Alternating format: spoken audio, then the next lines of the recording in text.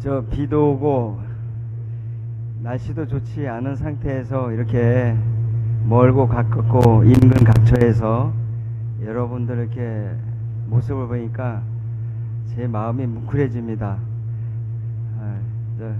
우선 인사드리겠습니다. 저 한준기입니다.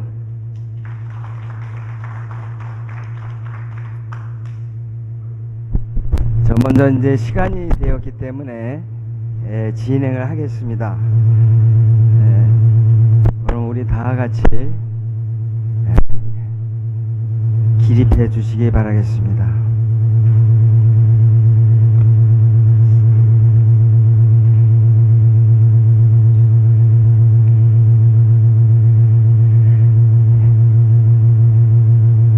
우리 묵념을 하겠는데요. 이 땅의 민족을 위해서 목숨을 바친 애국 선열과 또 우리와 함께 활동을 이렇게 하시다 먼저 돌아가신 고 강인함, 박창균, 최승혜, 권중희, 신태랑, 김영택 동지께 묵념을 드리기로 하겠습니다. 일동 묵념.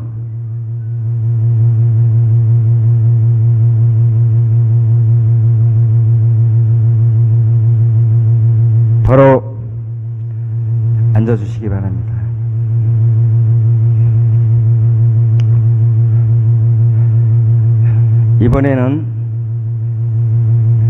이번 진행에 있어서 오늘 특별히 몇 가지 일이 있습니다. 이 순서대로 진행할 겁니다. 그리고 이어서 마이크 바톤을 우리 김태가 상임대표님께 넘겨드리겠습니다. 다 같이 박수로 환영해 주십시오.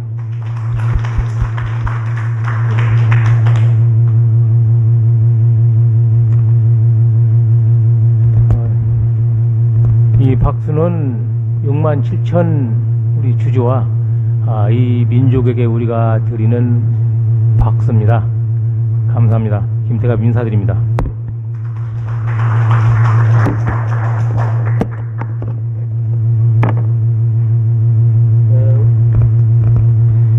우리가 이렇게 어렵게 이 땅에 그 토론의 장, 대화의 장을 만들어 놨습니다. 이게 보기는 쉬운 것 같아도 결코 쉽지 않습니다.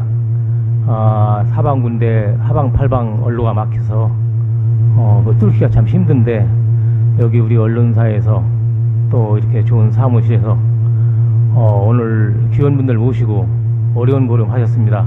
모두께 우리 함께 큰 박수로 시작하겠습니다.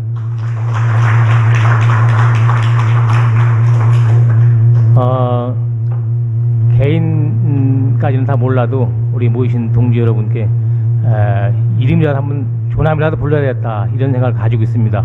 우리 그 뒤에 박명록 좀 가져오세요.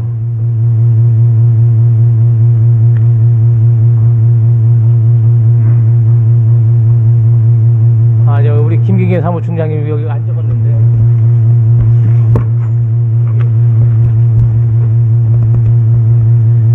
자, 한번 우리 기원 거름하시는데 지금 순서를 절약하겠습니다. 존칭 생각하고 김동환, 김수남, 주정헌, 김영권, 이정우, 오태순, 강남구, 김중섭, 김영자, 김일수, 최성민, 김태성, 주칠규, 신상철, 염성태, 송환웅, 유성열, 박대환, 이용분, 이병호, 최민영, 문의경, 박준배, 우리 이렇게 좋은 동지들이 오늘 참석하였습니다. 너무 감사합니다. 여기 한 분 맨 끝에 그 서명을 다시 받아오시기 바랍니다. 자, 이제 시작에 앞서서 우리가 일제 때 이거 가져가세요.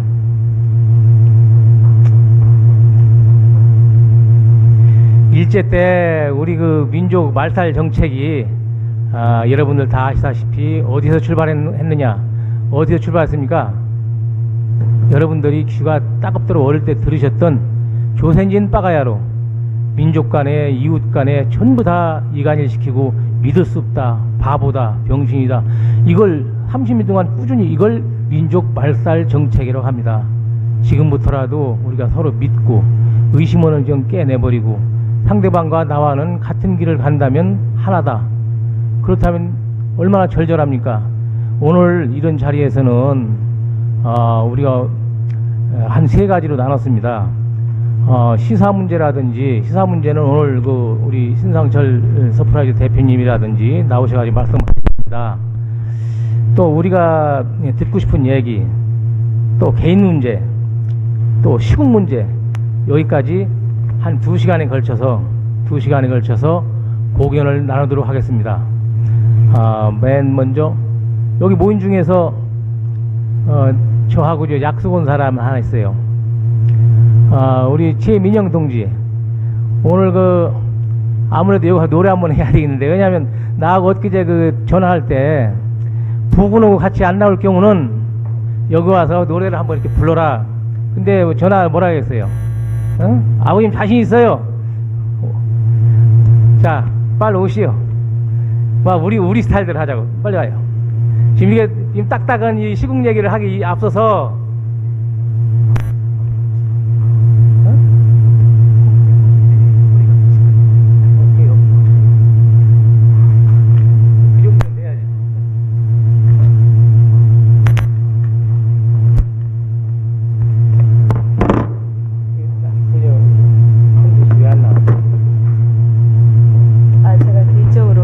남편하고 같이 와야 되는데, 이 사람은 내일 어머님 생신이라서 어머님 쭈쭈 먹고 싶다고 엄마한테 가셔가지고 저만 오늘 또 아버님도 뵙고, 제가 김태화 대표님한테 아버님이라고 그러거든요. 그래서 왔는데 어저께 며칠 전에 김태화 대표님이 전화를 하셔가지고 다들 또 힘들어 나중에 먼 거리에서 힘들게 오시는 분들이시니까 분위기도 딱딱하고 하니까 네가 나와서, 남편 같이 안 올 거면 네가 나와서 벌로 노래를 한 곡을 해라.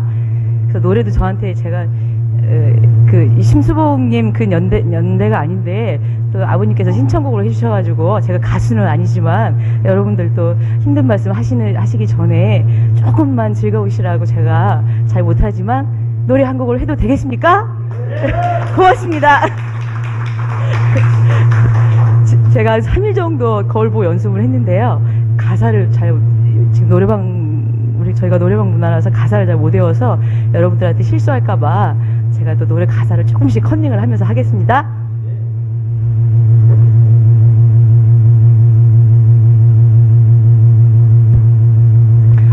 노래는 심수봉의 젊은 태양입니다. 잘 부탁드립니다. 햇빛 쏟는 거리에서 그대 고독을 느껴보았나. 그대 우리는 너나 없는 이방인, 왜 서로를 사랑하지 않나. 햇빛 쏟는 하늘 보며 웃자 외로움 떨쳐버리고 웃자 우리는 너나 없는 나그네, 왜 서로를 사랑하지 않나. 종소리 바람 소리 고이 잠든던 날, 먼 하늘에 저 태양이 웃는다. 햇빛 쏟는 거리에서 그대 고독을 느껴보았나. 그대 우리는 너나 없는 나그네, 왜 서로를 사랑하지 않나. 고맙습니다.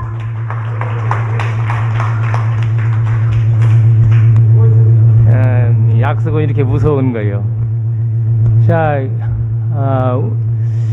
우리 그 먼 데서 오셔가지고 그 식량이 뭐 총보다도 무섭다고 아주 내가 귀가 저하고도 사는 곳이 비슷하기 때문에 시도 때도 없이 그냥 전화해가지고 전화비 아마 그 엄청 나올 거예요. 한 2시간 하시나? 나오셔가지고 식량의 중요성에 대해서 가장 짧게 그렇게 좀 인사 좀 해주십시오. 뭐 청양에서 멀리 오셨습니다. 큰 박수 맞이 주십시오.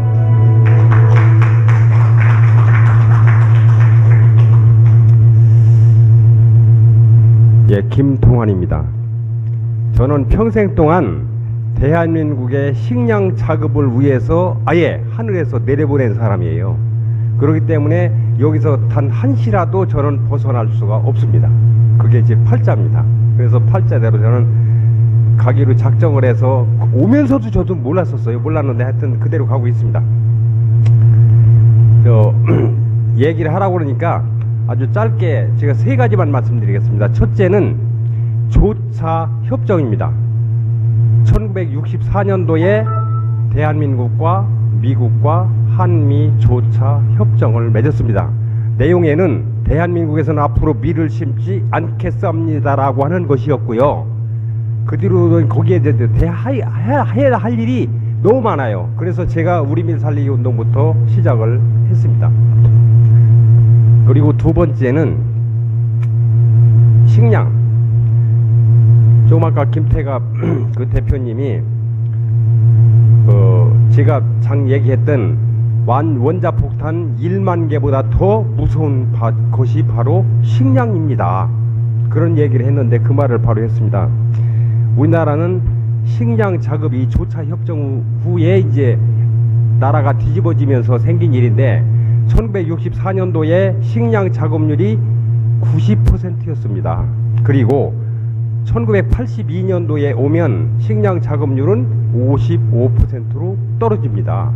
그리고 그 뒤로 또 세월이 흘러 1994년도에 오면 대략 식량 자급률은 34%로 떨어집니다.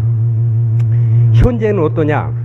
현재는 20% 조금 넘고요. 세계에서 맨 꼴찌입니다. 그러나 이 사실을 알고 있는 사람 거의 없고 또 관심 있는 사람 없습니다. 그래서 제가 칼을 갈고 칼을 번쩍 들고 앞장서서 5천만 중에 하나가 이렇게 독불장군이 있었어요.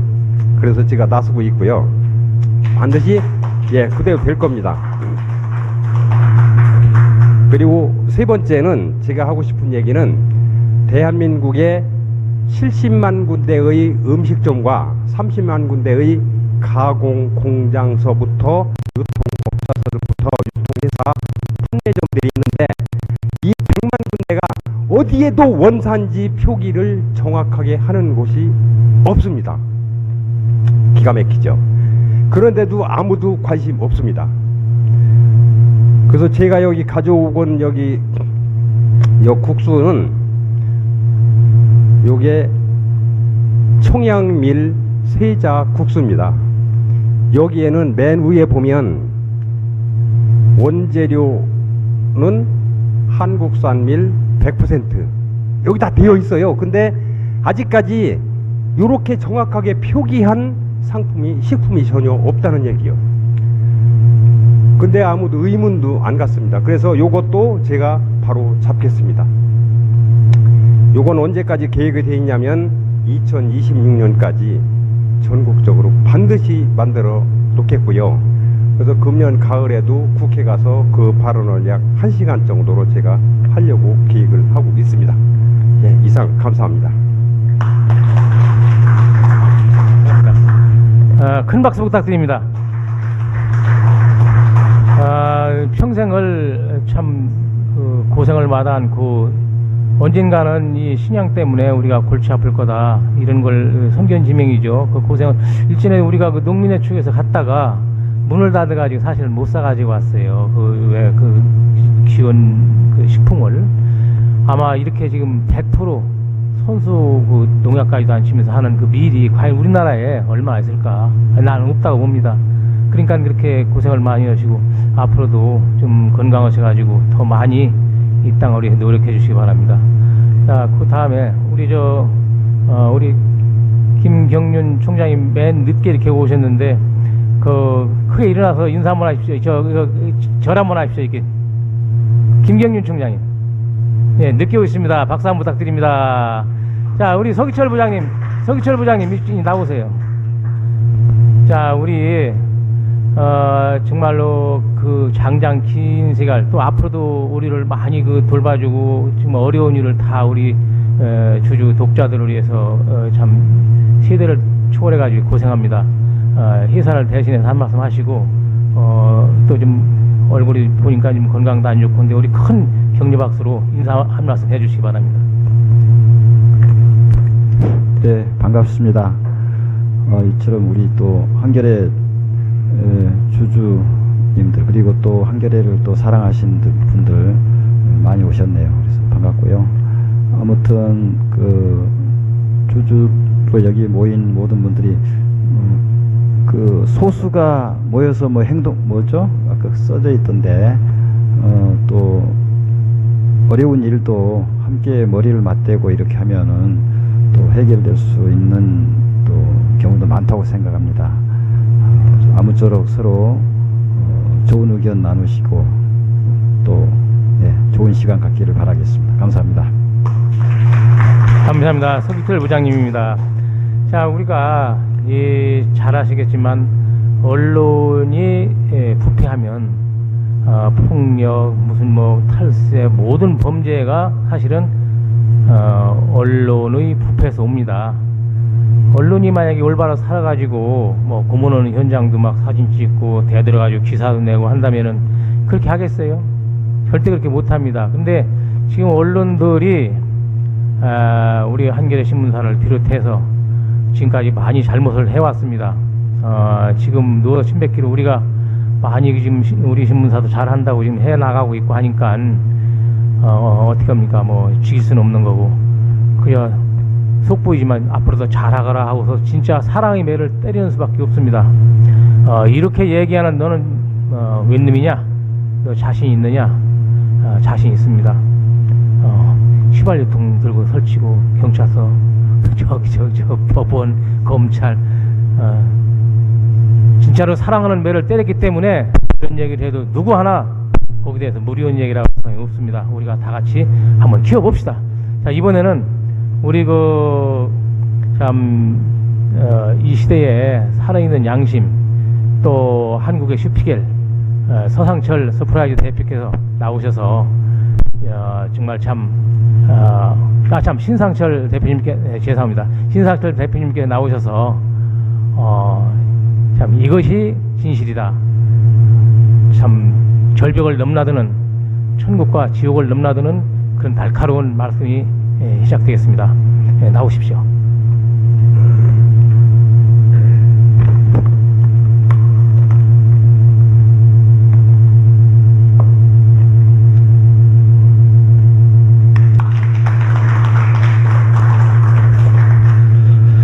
안녕하십니까. 저는 민진미디어라는 언론사와 칼럼 사이트 서프라이즈를 운영하고 있는 신상철이라고 합니다. 그리고 2010년부터 천안함 사고가 발생을 하고 천안함 진상조사 민주당 추천위원으로 조사에 참여했다가 국방부의 내용이 사실이 아니고 조작을 하고 있다는 주장을 해서 그 이후로 재판을 지금까지 받고 있습니다. 저한테 할애된 시간이 몇 분 정도 되겠습니까? 제가 말씀드리니까 20분 드리겠습니다. 네, 알겠습니다. 천안함의 진실에 대한 얼개를 얘기하는데도 한 2-3시간이 필요하거든요. 그래서 혹시 궁금하시면 인터넷상으로 제 이름을 치시면은 강연 내용까지도 많이 올라와 있습니다. 그리고 시중에는 제가 2012년에 쓴 천안함은 좌초입니다 라는 책도 나와 있습니다. 참고하시면 되고요. 오늘은 특히 이제 한겨레에서 제가 이런 얘기를 나누게 될지는 꿈에도 생각 못했습니다. 왜냐하면 한겨레가 처음에는 천안함의 진실에 굉장히 깊숙하게 들어가다가 어느 순간 손을 놔버렸거든요. 그래서 섭섭함도 있고 언론의 역할을 저는 한겨레가 부패했다고는 생각지 않습니다. 우리 다 애정을 갖고 있는 만큼 역할은 하고 있습니다만은 보다 더 용기를 내고 진실에 파헤치려는 그런 언론의 본연의 역할은 충분히 하지 못한다는 점은 아쉬움으로 남아 있습니다. 이 자리에서 천안함에 대한 얘기를 하게 되면은 시간이 모자라기 때문에 대략 그동안 어느 정도는 아실 테고 궁금하실 새로운 내용에 대해서 몇 가지만 말씀을 드리도록 하겠습니다. 일단 재판 진행 사항은 2010년 5월부터 검찰 조사를 받아서 2010년 8월에 검찰 기소가 되었고요. 실은 검찰에서 기소했다기보다는 제가 기소를 해달라고 요청을 한 거나 마찬가지입니다. 제가 국방부 장관을, 김태형 국방장관을 고발을 했었습니다. 6월 달에 고발을 했는데 그것도 기각을 시키더라고요. 그래서 진실을 밝힐 수 있는 유일한 방법은 이 사건이 재판부로 갈 수밖에 없다. 근데 제가 고발한 사람들은 그걸 받아주지 않으니 제가 고발을 당하는 수밖에 없더라고요. 그래서 국방장관 그리고 정부 비난을 했더니 네 사람이 저를 고발 고소를 했습니다. 국방부 장관, 사성 장군 출신이죠. 해군 참모총장, 포스타입니다. 그리고 국방부 조사본부장, 합조단장, 별셋, 합쳐서 별 14지, 사람은 4명, 두 사람은 고발, 두 사람은 고소. 그래서 지금 6년째 재판 결과 지난 1월 25일 날 징역 8개월, 집행유예 2년 판결이 났습니다. 그래서 항소를 했는데 검찰 역시 항소를 했습니다. 그래서 항소심이 3월 17일 날 잡혔는데 연기가 됐어요. 또 4월 21일로 연기가 됐다가 또 연기가 됐습니다. 그리고 아직까지는 정해져 있지 않습니다. 현재는 추후 정함으로 돼서 아직까지 날짜는 잡혀져 있지 않지만 이유는 뭔지 모르겠습니다. 아마 6년 동안의 재판 기록이 워낙 방대하고 또 검찰에서 제출한 자료, 변호인이 제출한 자료가 워낙 방대하기 때문에 재판부가 그것을 다 살펴보는데 시간도 많이 필요할 거로 봐집니다. 1심 재판만 6년을 끌었던 사건은 우리나라 사법사상 초유의 사건이라고 합니다. 그리고 중간에는 2013년에는 10달 동안 재판을 하질 못했습니다. 제가 대장암에 걸려서 수술하고 또 항암 치료를 받으라고 2013년에 재판이 중단되었다가 2013년 10월부터 다시 재판이 시작이 되었습니다. 그래서 항소심이 한 1년 내지 2년 정도는 더 끌 것으로 봐지기 때문에 아마 박근혜 정권 내에서는 결론이 나지 않을 거라고 예상을 합니다. 그동안 이제 새로이 밝혀진 그런 내용들 가운데 육군의 그 원스타 진실에 가까운 내용들이 새롭게 드러난 것이 무엇이 있을까? 그게 사실 궁금한 부분이 아니겠습니까? 제가 쓴 책 가운데 마지막 부분에 언급을 했습니다만 이 책이 제가 썼던 책입니다. 여기 마지막 부분에 조금 언급을 했습니다. 그 당시에 제가 이 책을 한참 원고를 쓰고 있던 중에 오마이뉴스의 기자로부터 연락이 왔습니다. 굉장히 중요한 내용이 있다. 그런데 아직까지 이거를 기사화할 수는 없는 단계인데 한번 들어봐라 그래요. 그래서 들어봤더니 국방부의 합참에 오병웅 준장이라고 있었습니다. 그 오병웅 준장, 그분이 천안함 사건으로 인해서 징계 대상에 분류가 됩니다. 근데 처음에 그분은 합참에서 징계 대상이 될 건 아닌데 어떻든 46명이 죽은 사건이지 않습니까? 그죠? 46명이 사망한 사건이고 그 사건의 원인이 뭐라 그럽니까? 국방부 발표에 하면 적이 야간에 은밀히 침투해서 경계 중인 한국의 초계함을 한 방에 어뢰 한 방으로 격침시켜서 깔아앉히고 유유히 사라진 거 아닙니까? 그럼 이 사건을 놓고 보면 그냥 단순히 한 명이 38선 넘어와서 총질하고 간 사건하고는 비교가 안 되는 어마어마한 사건입니다. 그죠? 사망자만 해도 46명이고. 그러면 비교를 해보십시오. 왜 그분들이 영웅이 돼야 되죠? 왜 영웅이 돼야 됩니까? 왜 훈장을 줘야 됩니까? 화랑무군장을 왜 받아야 되죠? 그리고 아무도 징계를 안 받아요? 함장을 징계하려고 했더니 함장이 조용히 가서 서초동으로 갑니다. 변호사를 선임해요. 그리고 없던 걸로 해줍니다. 이함대 사령관을 징계를 하려고 하니까 정부 입장에서는 누군가 책임을 져야 되기 때문에 징계는 올려야 되기 때문에 이함대 사령관을 징계하려고 했더니 행정소송을 제기해요. 또 없던 걸로 해줍니다. 기가 막힌 사건이죠. 자, 육군에 북한군 한 명이 38선을 넘어왔습니다. 아무도 몰랐어요. 철책을 넘어왔습니다. 아무도 몰랐어요. 막사를 돌아다닙니다. 아무도 몰라요. 그러다 불 켜진 곳에 가서 보니까 안에서 라면 끓여 먹고 있습니다.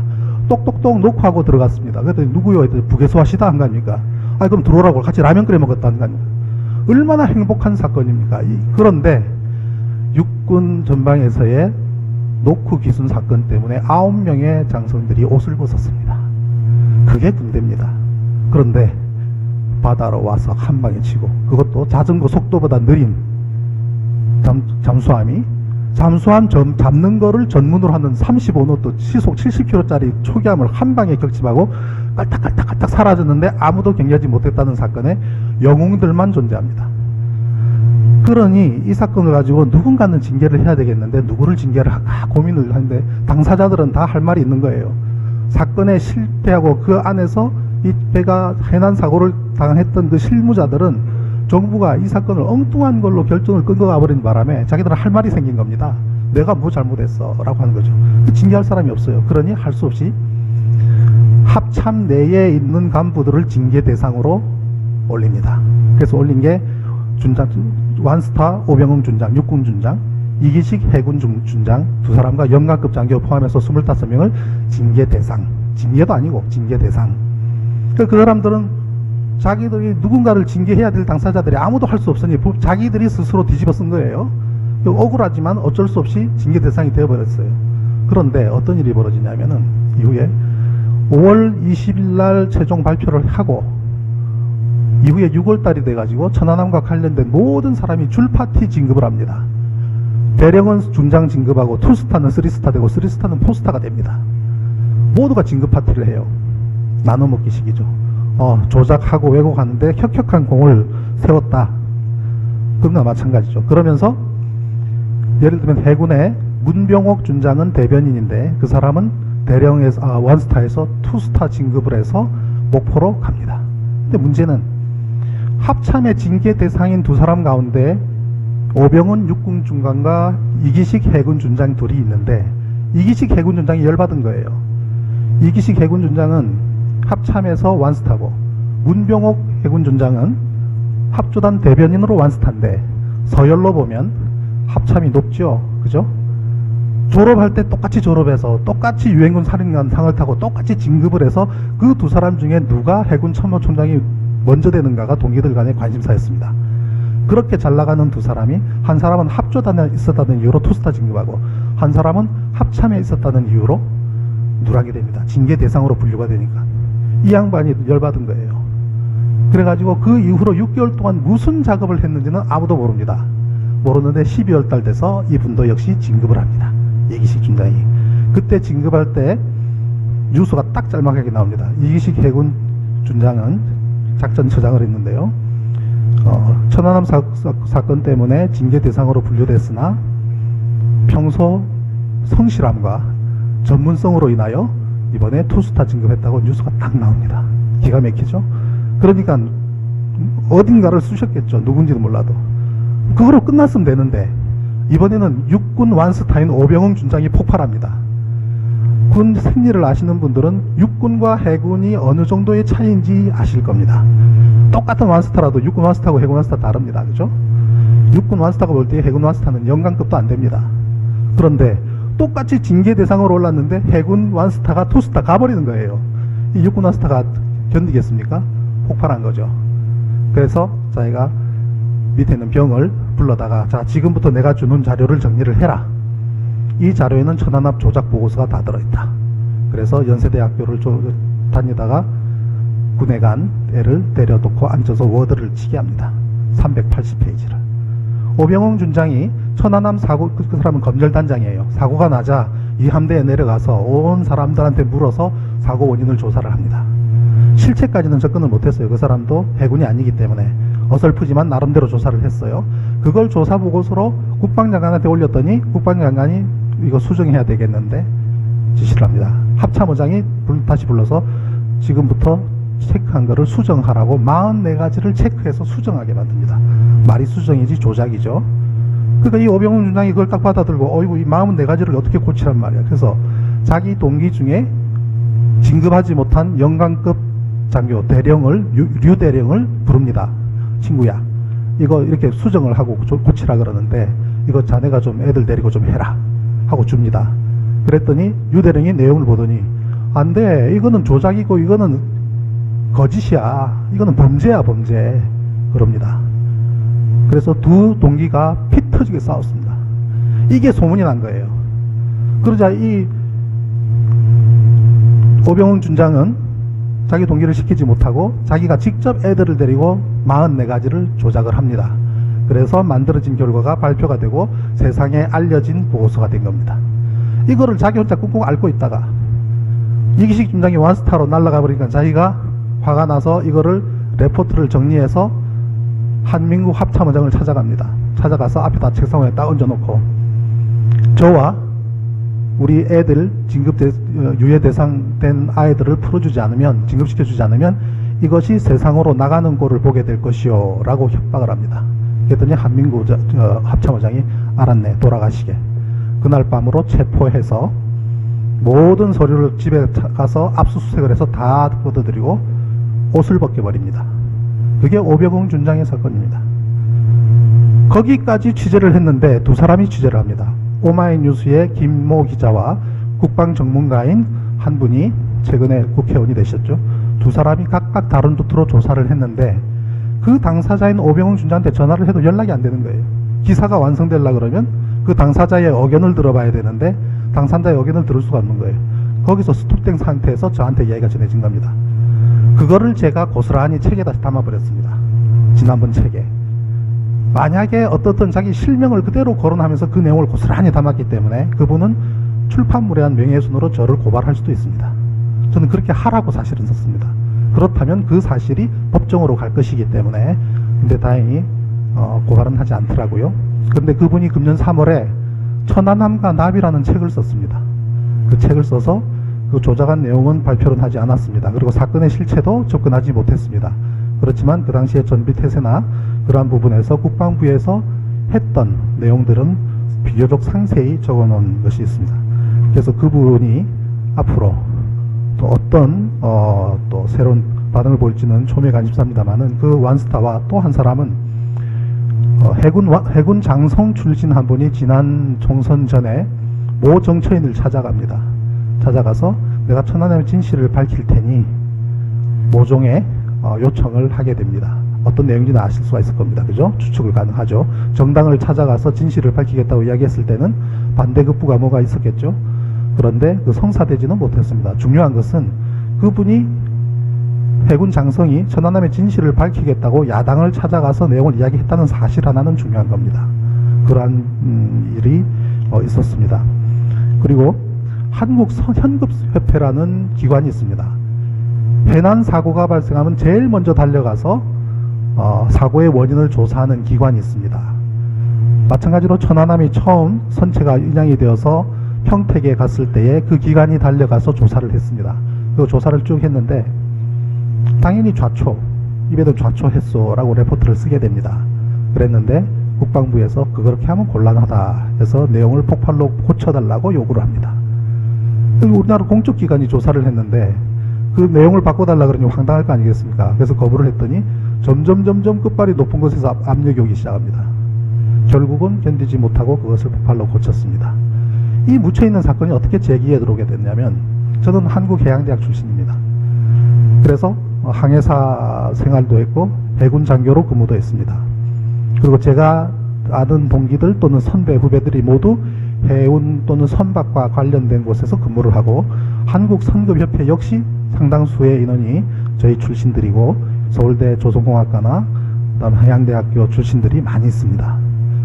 그런데 어느 날 저희 해양대학교 광주 1고 동문회가 있었습니다.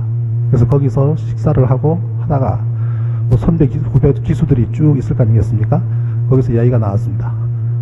모 선배가 저희 동기생한테 너희 동기 중에 신 누가 있지? 예, 있습니다. 걔는 왜 천안함 때문에 자꾸 쓸데없는 소리를 해서 그렇게 시끄럽게 하나? 그렇게 해서 졸지에 술 먹는 자리에서 천안함의 진실 공방이 이어졌습니다. 그때 뒤에 조용히 있던 양반 한 사람이 야 시끄럽다. 그거는 신상철 말이 맞다. 결론을 내린 거예요. 어떻게 합니까? 근데 우리가 처음 가서 조사한 사람이 우리야. 사건 원인이 뭡니까? 좌초야. 폭발 없어. 그 얘기를 제 동기가 저한테 그 다음날 전화를 줬습니다. 한국선급협회라는 공적기관의 내부에는 천안함 사고의 폭발을 믿는 사람이 단 한 사람도 없다는 거예요. 그 소리를 듣고 제가 깜짝 놀랐죠. 근데 그 말을 한 선배가 대학 다닐 때 제가 아는 선배예요. 4년 위에 선배인데 대학 다닐 때 그 학교가 해군사관학교 비슷하게 굉장히 군기가 엄합니다. 매일 빠따를 맞지 않으면 잠을 못 잘 정도로 그런 군기가 셌는데 ROTC였기 때문에 저는 이제 그 빠따를 피하기 위해서 서클을 간 게 그룹 사운드 서클을 택해서 도망을 갔는데 그때 전자올겐을 치던 4학년 선배고 저는 1학년으로 신입생에 인연이 있었습니다. 그래서 그 선배를 전화를 했더니 저기 섬에 거제도 쪽으로 발령이 나서 근무를 하고 있더라고요. 바로 며칠 뒤에 미디어오늘 조현호 기자와 함께 내려갔습니다. 이런저런 얘기를 들었는데 30년 만에 선배한테 들었는데 사실이라는 거죠. 법정으로 나와서 증언 좀 해주세요. 목구멍이 포도청이라서 그죠? 우리나라 모든 사람이 그렇습니다. 모든 기관에 이 사건 자체에 모든 과학적인 산업적인 모든 게 걸려 있는데 다들 목구멍이 포도청이기 때문에 못하는 게 많습니다. 그래서 정년퇴직하고 나면은 한번 보자. 올해가 정년입니다. 그래서 앞으로 어떻게 될지 모르겠습니다만은 그러한 사실이 있었고요. 그리고 어뢰를 건졌다고 하는 사건에 이것이 바로 천안함을 반토막 낸 어뢰야 라고 하는 사건에 깊숙하게 관련된 산업체의 한 사람이 있습니다. 굉장히 중요한 사람입니다. 법정의 증인으로 몇 번을 신청했는데 계속 도망다닌 사람입니다. 할 수 없이 거기에는 밑에 부하 직원 한 사람이 왔던 회사의 사장입니다. 술 한잔 먹고 어느 대학 교수한테 실토를 합니다. 야, 사실은 그거 다 거짓말이야. 국방부가 준 거 가져가서 공개한 거야. 그 대가로 얼마를 받았어 라고 이야기합니다. 술자리에서. 이 놀라운 사실을 들은 사람은 또 그걸 못 갖고 있죠. 자기 후배한테 또 이야기를 합니다. 사실은 이러저러 하대. 근데 그 후배란 사람이 누구냐면 통일운동을 하는 부산의 모 단체의 지부장입니다. 바로 저한테 전화가 왔어요. 저는 일면식이 없는 사람이에요. 신 대표, 중요한 일이 있으니 언론합시다. 뭡니까? 어뢰와 관련된 거요. 바로 내려갔죠. 부산으로. 갔더니 얘기를 들어보니 한 달이 걸쳐서 진실인 것 같더라고요. 나보고 만나보라는 거예요. 자신이 몇 번 연락을 해봤답니다. 연락을 해봤는데 실토는 하지 않고 자꾸 피하더라는 거죠. 그 사람은 굉장히 합리적인 것 같더라. 내가 만나봐서 이야기했으면 좋겠다. 아니, 술 먹고 한 얘기를 내가 다른 사람도 아닌 당사자인 내가 가서 이야기하면 그 사람이 실토를 하겠습니까? 그래서 한 이틀 고민을 했습니다. 고민한 끝에 제가 명함을 2장을 줬습니다. 명함 2장을 주고 하나는 그 교학 교수한테 주고 한 장은 그 당사자한테 갖다 주십시오. 그리고 언제든지 저한테 전화를 하면 제가 달려가서 얘기를 듣겠습니다. 그리고 제가 해줄 수 있는 조건은 그분들이 저에게 진실을 얘기해주면 저는 당신들을 보호해주겠습니다. 그랬습니다. 첫째, 비밀을 지켜주겠다. 만약에 이러한 것이 누적돼서 누군가 국회 정론관에서 진실을 얘기하는 양심선언을 해야 될 때에 몇 사람이 꼽혀지고 있지만 그 사람들이 나올 때 당신이 참여해도 되고 안 한다고 해도 괜찮습니다. 비밀을 지켜주겠습니다. 그리고 만에 나중에 진실이 완전히 밝혀지고 난 이후에 그러면 뭐 어쩔 수 없이 공범으로 처벌받아야죠. 그죠? 그 조작된 사건에 가담을 했기 때문에 공범으로 처벌받게 될 때에 내가 나서서 이분은 일찌감치 진실을 얘기했기 때문에 처벌을 적게 받아야 된다고 내가 막아주겠습니다. 그러니 언제든지 전화를 하십시오 라는 메시지를 전했습니다. 3년 됐습니다. 아직까지 연락은 없습니다. 그러나 점점 불거져 나오기 시작하면 그분들은 계속 갈등을 하게 될 겁니다. 자, 여기까지는 전해진 내용인데 사건의 실체를 얘기한 당사자로서 가장 신뢰성 있는 사람이 누굴까요? 누구겠습니까? 희생자 가족? 희생자는 말이 없지 않습니까? 그죠? 말이 없습니다. 생존자 가족? 그죠? 현재 생존자. 생존자 가운데 진실이 실토가 된다면 그것만큼 파괴력이 큰 건 없겠죠. 그러나 처음으로 금년 초에 나왔습니다. 이름을 밝힐 수는 없습니다. 그분을 보호해야 되기 때문에. 제가 편하자고 언론에다가 공개를 하고 그렇게 해버리면은 당사자나 가족들은 굉장히 큰 혼란에 빠지게 될 겁니다. 6년이 흐른 지금까지 그렇게 떠들 것이 없어서 제가 조용히 재판만 받고 있는 건 아닙니다. 저는 이 사건의 결말이 가장 날 수 있는 바람직한 것은 그 당사자들 스스로 진실을 밝히는 것이 가장 좋을 것이라고 생각을 합니다. 매년 3월 26일이 되면, 매년 3월 달이 되면 한미 훈합하고 포를 쏘고 하죠. 이 사고가 처음부터 해난 사고라는 것을 밝히고 실토를 하고 그 사실을 정확하게 얘기하고 해난 사고를 당했을 때에 어떻게 조치할 것인지를 연구하고 해난 사고가 발생한 곳에 우표를 달든 등대를 하든 설치를 하고 물속에 들어간 선박에서 어떻게 인명을 구조할 것인가를 연구를 했더라면 4년 뒤에 발생한 세월호 사건 때는 훨씬 더 많은 우린 노하우를 축적하고 있었겠죠. 그러나 해난사고, 교통사고를 살인사건으로 바꿔놓은 죄가 매번 포훈련만 했던 죄가 고스란히 피해로 또 우리한테 돌아왔던 겁니다. 매년 3월달 되었을 때 제가 가족분한테 할 말이 없어서 침묵하고 있는 건 아닙니다. 저는 그분들한테 그런 얘기를 합니다. 강연 갔을 때, 평택에 갔을 때 그랬습니다. 왜 그분들이 영웅이냐고. 무슨 이유로 화랑무고훈장을 받아야 되냐고. 안타까운 희생자일 뿐이지, 안타까운 피해자일 뿐이지, 왜 일반인들은 상상을 할 수 없는 금액을 보상금으로 줘야 하는 특이한 사건이 되어야 하는지, 희생자 한 분 가족당 얼마씩 받았는지 아무도 모르죠? 한겨레가 밝히지 않으니 알 리가 없습니다. 언론의 역할입니다. 왜 중요합니까? 보상금으로 얼마를 주었는지는 비밀이 될 수가 없습니다. 그죠? 왜 비밀입니까? 있는 사실대로 밝히면 되죠. 그런데 그런 것도 비밀입니다. 왜 영웅이냐 말이죠. 그래서 제가 가족분들한테 그랬습니다. 가족 대표한테 전해달라고 그러겠습니다. 진짜 영웅이 되시라고. 거짓 영웅이 되지 말고, 영웅 놀이 하지 말고 매년 3월달마다 진짜 영웅이 되시라. 진짜 영웅이 되는 방법은 간단합니다. 진실을 밝히는 겁니다. 당사자들이. 처음에는 국방부가 이렇게 발표를 해서 우리도 그렇거니 했지만 알고 보니 그게 아니더라. 우리 나름대로 다 조사를 해봤다. 우리 애들이 증언을 통해서 다 들었다. 우리나라에는 천안함과 똑같은 데가 22척이 더 있다더라. 동일한 곳에서 가면 동일한 사고를 겪을 가능성이 얼마든지 많더라. 그래서 우리는 진실을 밝히는 것이야말로 우리 모두 자유로워지는 것이고, 이미 원혼이 되어 땅속에 묻힌 우리 아이들이 편히 영면할 수 있는 유일한 길이라고 생각했다라고 진실을 밝히십시오 라고 계속 그분들한테 전하고 있습니다. 이미 생존자 가운데 한 분은 마음의 고통을 받은 끝에 자신이 천안함을 타고 있었다는 것을 주변이 알기 때문에 사고 원인이 무엇냐고 이야기할 때마다 거짓말하는 것이 너무나 고통스러운 거예요. 그래서 가장 가깝게 생각하는 분한테 실토를 했습니다. 하필이면 그 사람이 저하고 절친이었어요. 그러나 누군지 밝히지는 못합니다. 우리 변호사와 몇몇 분은 알고 있습니다. 앞으로 어떻게 대응할지에 대해서 지금 논의하고 있습니다. 그러나 그분을 지금 당장 증인으로 초청하거나 법정으로 부르거나 그 가족을 법정으로 부를 생각은 없습니다. 어떤 루트든 제가 알고 있다는 사실을 그분들도 알고 있기 때문에 가족분들이 잘 언론하시기를 저는 기대하고 기다리고 있습니다. 그게 가장 좋은 방법이라고 저는 생각을 합니다.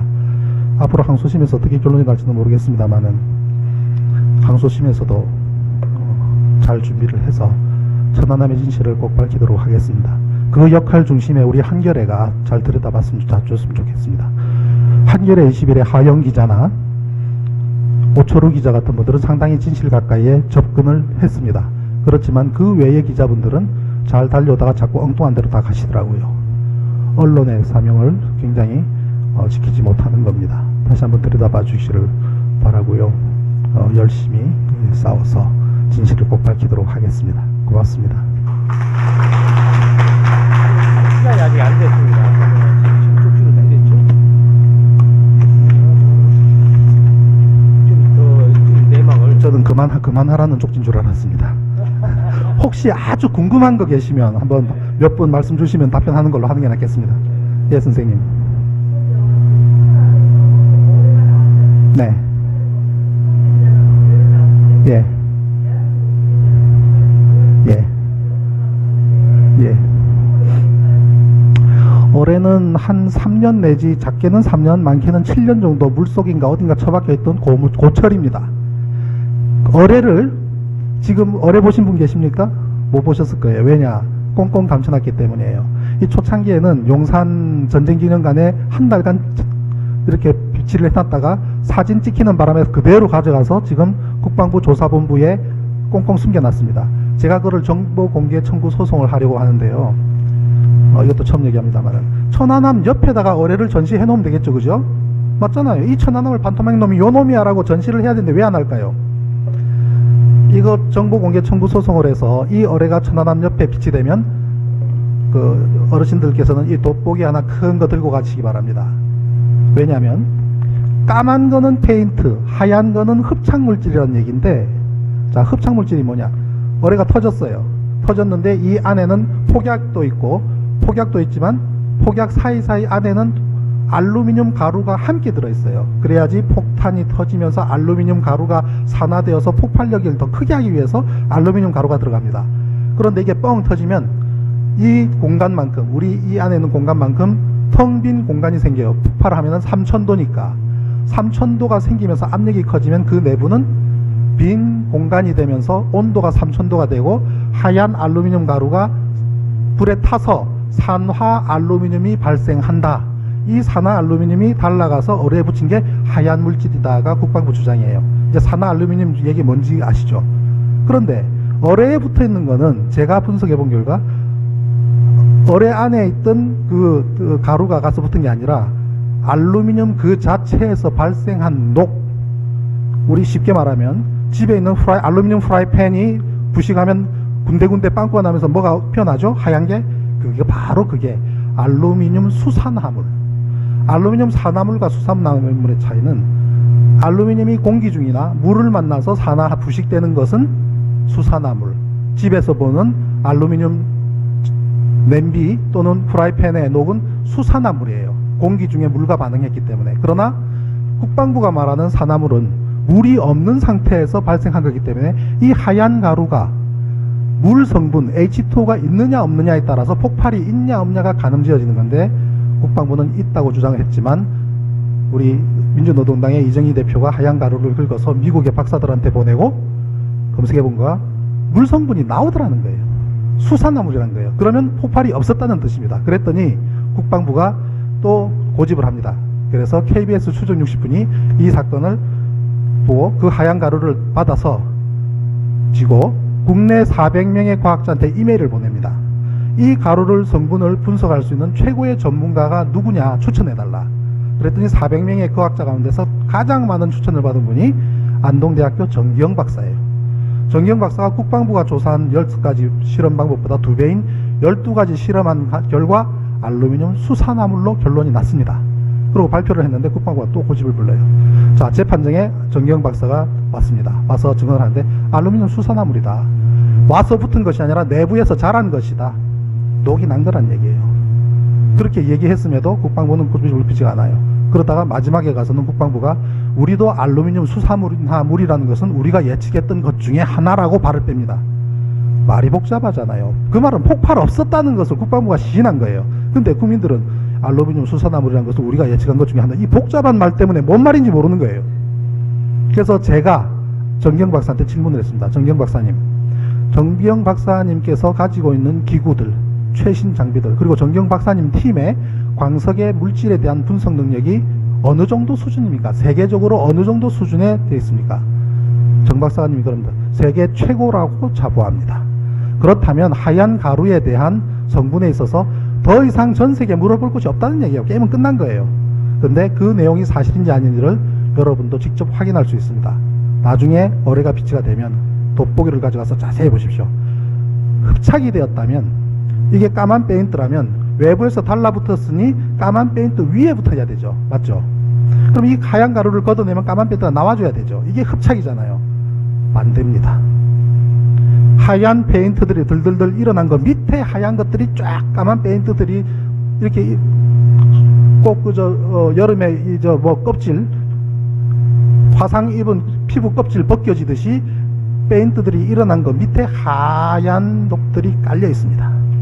반대란 얘기죠. 그거 하나만으로도 흡착물질 논란은 거짓이고 어뢰는 어딘가. 한번 상식적으로 생각해 보십시오. 50일 겨우 있었던 쇳덩어리가 그렇게 걸레가 돼서 나오는 건 말이 되는 얘기입니까? 오죽하면 이종인 대표, 인천에 있는 이종인 대표가 알루미늄, 스테인레스, 일반 스틸 3개를 자기 앞바다 땅속에 묻어놓고 50일간 실험을 했지 않습니까? 깨끗해요. 저거는 아마 우리나라 고철 고물상 연합회에다가 주면은 정답 나옵니다. 몇 년산인지. 최소한 7년 이상 된 제품입니다. 그걸 가지고 가서 신용을 하고 건졌다고 큰 소리를 냅니다. 그것도 못 찾는다고 한참 하다가 어느 날 아침 15일 날 5월 15일 아침 첫 배를 타고 해필이면 그때는 장성도 탑니다. 모든 관계자들이 다 타고 첫 출항 때 어뢰와 모타를 한 방에 건집니다. 그 이전에 보름 동안 계속 못 찾는다고 하다가 딱 날 잡아서 고 하면 그날 아침에 가서 한 방에 건집니다. 그런 생쇼를 했습니다.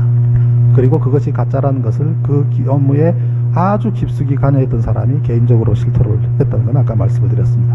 혹시 또 다른 궁금하신 거 있으세요?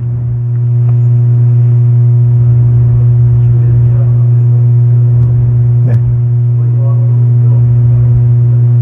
아, 그렇습니까?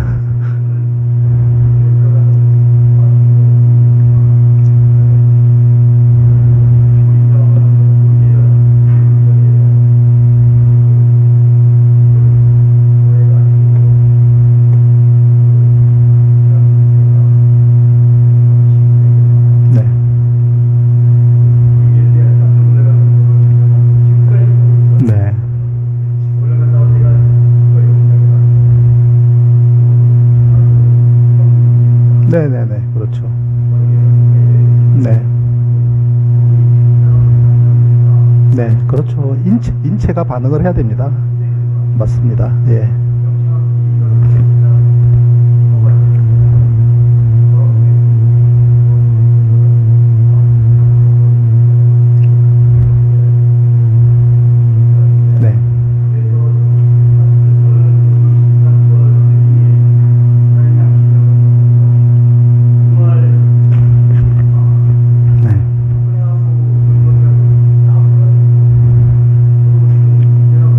네.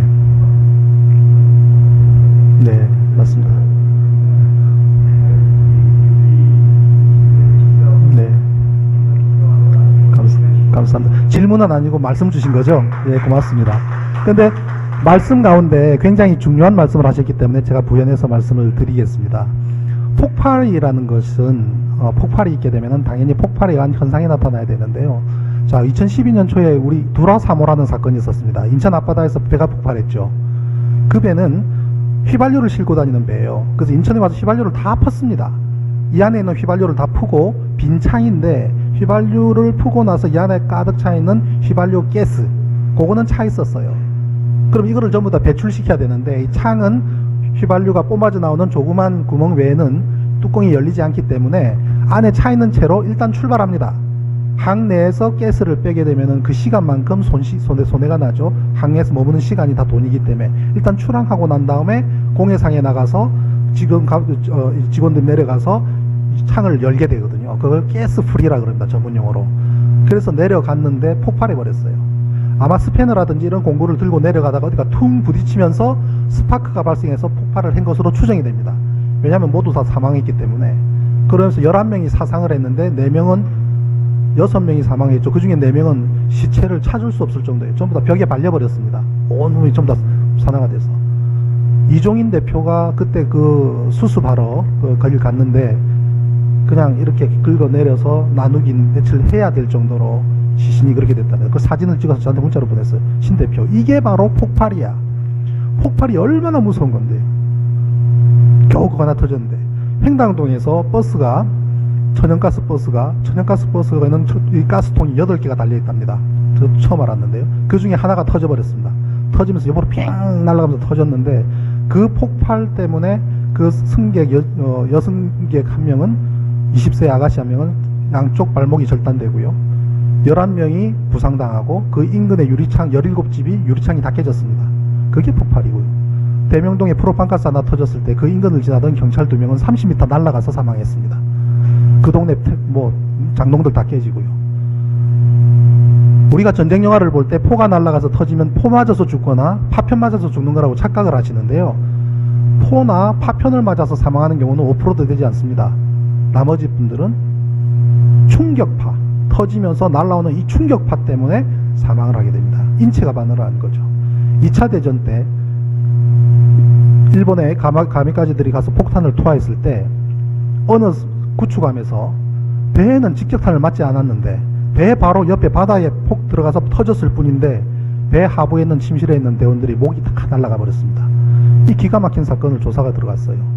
알아봤더니 바깥에서 터진 폭탄이 배의 벽을 쳐서 이쪽에서 밀려오는 충격파가 안에 있는 사람들 눈, 코, 입, 귀로 체내로 들어간 거예요. 훅 들어갔다가 갑자기 바깥으로 빠져나올 때는 목이 딱 닫혀버린대요. 관성에 뚝 떨어져 나가는 머리가. 그게 레포트로 나왔습니다. 그래서 그 이종인 대표가 그 책을 미디어 오늘 조현우 기자한테 이거 번역해봐라고 줬는데, 그렇게 폭발력이라는 게 무서운 거예요. 그런데 천안함이 반토막 난 중앙에서 최초로 발견된 시신 남기철 상사는 손상은 없습니다. 약간 긁힌 거 외에는 아무런 손상이 없었습니다. 법정 증언 중에서 기가 막혔던 것은 김수길 상사라고 전탐 상사인데 천안함이 반토막 난 바로 옆에 있는 침실에 있던 분이에요. 그분의 증언은 그럽니다. 쿵 하는 소리가 났을 때 바로 자기 옆에서 충격이 발생했고 배가 반토막 나면서 그 옆에 있었기 때문에 천안함 사고 순간 가장 가까이 있었던 사람의 증언입니다. 쿵 소리가 났을 때 천안함과 동급의 함선이 부딪히는 느낌을 받았다. 엄청나게 중요한 증언이죠. 그리고 옆으로 자기는 밀려서 떨어졌는데 순간 벽이 뜯어져 나가면서 하늘에 별이 보였다. 이게 얼마나 엄청난 증언입니까? 만약에 폭발이 있었다고 가상을 해보십시오. 폭발이 일어서 벽이 뜯어져 나갔다면 벽을 뜯어낸 것은 충격파예요. 자, 충격파가 지나가고 나면 뭐가 옵니까? 화염이 옵니다. 가스가 옵니다. 엄청난 뜨거운 3000도의 온도가 그대로 훅 하고 들어옵니다. 그 다음에 뭐가 옵니까? 물기둥이 올라와야 되죠. 그러면 화상을 입어서 그 안에 사람을 다 녹아야 되죠. 아니면 최소한 물에 홈빡 젖어야 되죠. 천만에 아무것도 없었습니다. 가만히 하늘에 별을 볼 정도란 물리적인 충격으로 뜯어져 나간 거예요. 천안함은 좌초한 상태에서 빠져나가서 함장이 정말 잘못했습니다. 배가 좌초했을 때는 가만히 두면 돼요. 좌초란 게 뭡니까? 수심 낮은 곳에 얹혔기 때문에 배는 이상 없습니다. 배만 밑에가 찢어져서 그렇지 대원들은 이상 없습니다. 생명에 아무 이상 없습니다. 물 안 들어오는 곳에 가서 기다리면 됩니다. 그럼 가서 데리고 오고 배는 끌고 가서 수리하면 됩니다. 그거를 왜 뺐을까요? 두려움 때문이죠. 밤 9시에 배가 갑자기 움직이질 않으니 봤더니 낮은 곳에 얹힌 겁니다. 고스란히 조용히 쿵 하고 했으면은 사고라고 판단하고 보고 했겠죠. 근데 조용히 가서 앉는 겁니다. 거기에 지질은 샌드였습니다. 모래, 겨우 조개 껍데기와 모래가 섞여 있는 지질이었기 때문에 해도에 다 나옵니다. 거기에 좌초했기 때문에 배 밑바닥은 찢어졌을지도 모르지만 배는 멀쩡했던 거죠. 그렇지만 선박이 육지를 만나면 반드시 찢어집니다. 파공이 일어나는데 그걸 몰랐던 거예요. 한 번도 경험한 적이 없어요. 조용히 배를 뺀 거예요. 이 바보 같은 사람이. 배를 빼니 어떻게 됩니까? 물이 쏟아져 들어오죠. 배 밑에 찢어진 데마다 물 들어오죠. 파공이 일어났죠. 그럼 어떻게 됩니까? 엔진룸에 물이 들어가죠. 엔진이 멈추게 됩니다. 최초의 보고는 KBS 최초의 화면이 침수 후 5km 표류 후 반토막입니다. 침수가 발생했죠. 가다가 그 다음에 쭉 깜깜한 밤에 100m짜리 배가 불도 끄고 엔진 정지한 상태로 표류하고 있는데 그 밑을 지나가던 잠수함이 들이받았습니다. 좌초 후 충돌입니다. 이 사건이 좌초 하나, 저보고 그래요. 좌초 하나만 이야기해도 신대표 이야기는 설득력인데 왜 충돌까지 이야기해서 헷갈리게 만드냐 그래요. 저는 그게 진실이기 때문이라 그럽니다. 좌초만 가지고는 배가 반토막 안 났습니다. 왜? 너무나 고운 곳에 앉혔기 때문에. 뒤에 나가서 충돌했습니다. 육지에서는 흔히 있잖아요. 왜? 초보 운전자가 차를 몰고 골목으로 들어가는데 BMW가 있는데 그걸 모르고 긁어버린 거죠. 그럼 제일 처음에 어떻게 합니까? 조용히 눈치를 보고 주변을 둘러보죠. 아무도 없으면 슬 빼잖아요. 그죠? 일단 좌초를 한 상태인데 빼서 뒤로 골목을 나오다가 뒤에서 1톤 트럭이 와서 들이받았습니다. 좌초 후 충돌이에요. 그게 100m짜리 배가 불도 끄고 깜깜한 밤에 표류하고 있으면 그것만큼 큰 장애물이 어디 있습니까? 잠수함은 레이더가 없습니다. 잠만경 겨우 하나 켜고 하는데 앞에 딱 만났을 때는 방법이 없어요. 들이받는 거 외에는. 문제는 그 잠수함이 어떤 잠수함이냐. 골치 아픈 잠수함이 그 잠수함 미국 것도 아니고 한국 것도 아니에요. 그게 왜 여기 왔느냐도 굉장히 골치 아픈 문제예요. 그거를 보호하려다 보니 요거 하나는 비밀로 해줘. 미국의 요구는 그겁니다. 요거 얘가 여기 왜 여기 왔는지도 미국도 굉장히 설명하기 곤란하거든. 요거 하나 비밀로 해줘. 그러니까 우리는 아 그래 비밀로 해줄게. 우리 비밀로 하는 건 잘해. 그래 놓고 해난 사고를 살인 사건으로 뒤집어 버린 겁니다. 이런 거를 한겨레가 파헤쳐야 되는 거예요. 우리나라 최고의 진보 언론이 KBS, SBS, MBC한테 뭐 기대할 게 있습니까?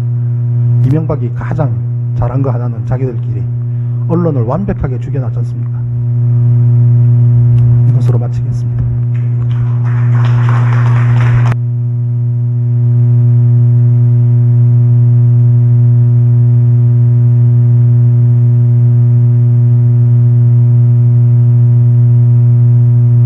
역사는 훗날 말할 겁니다.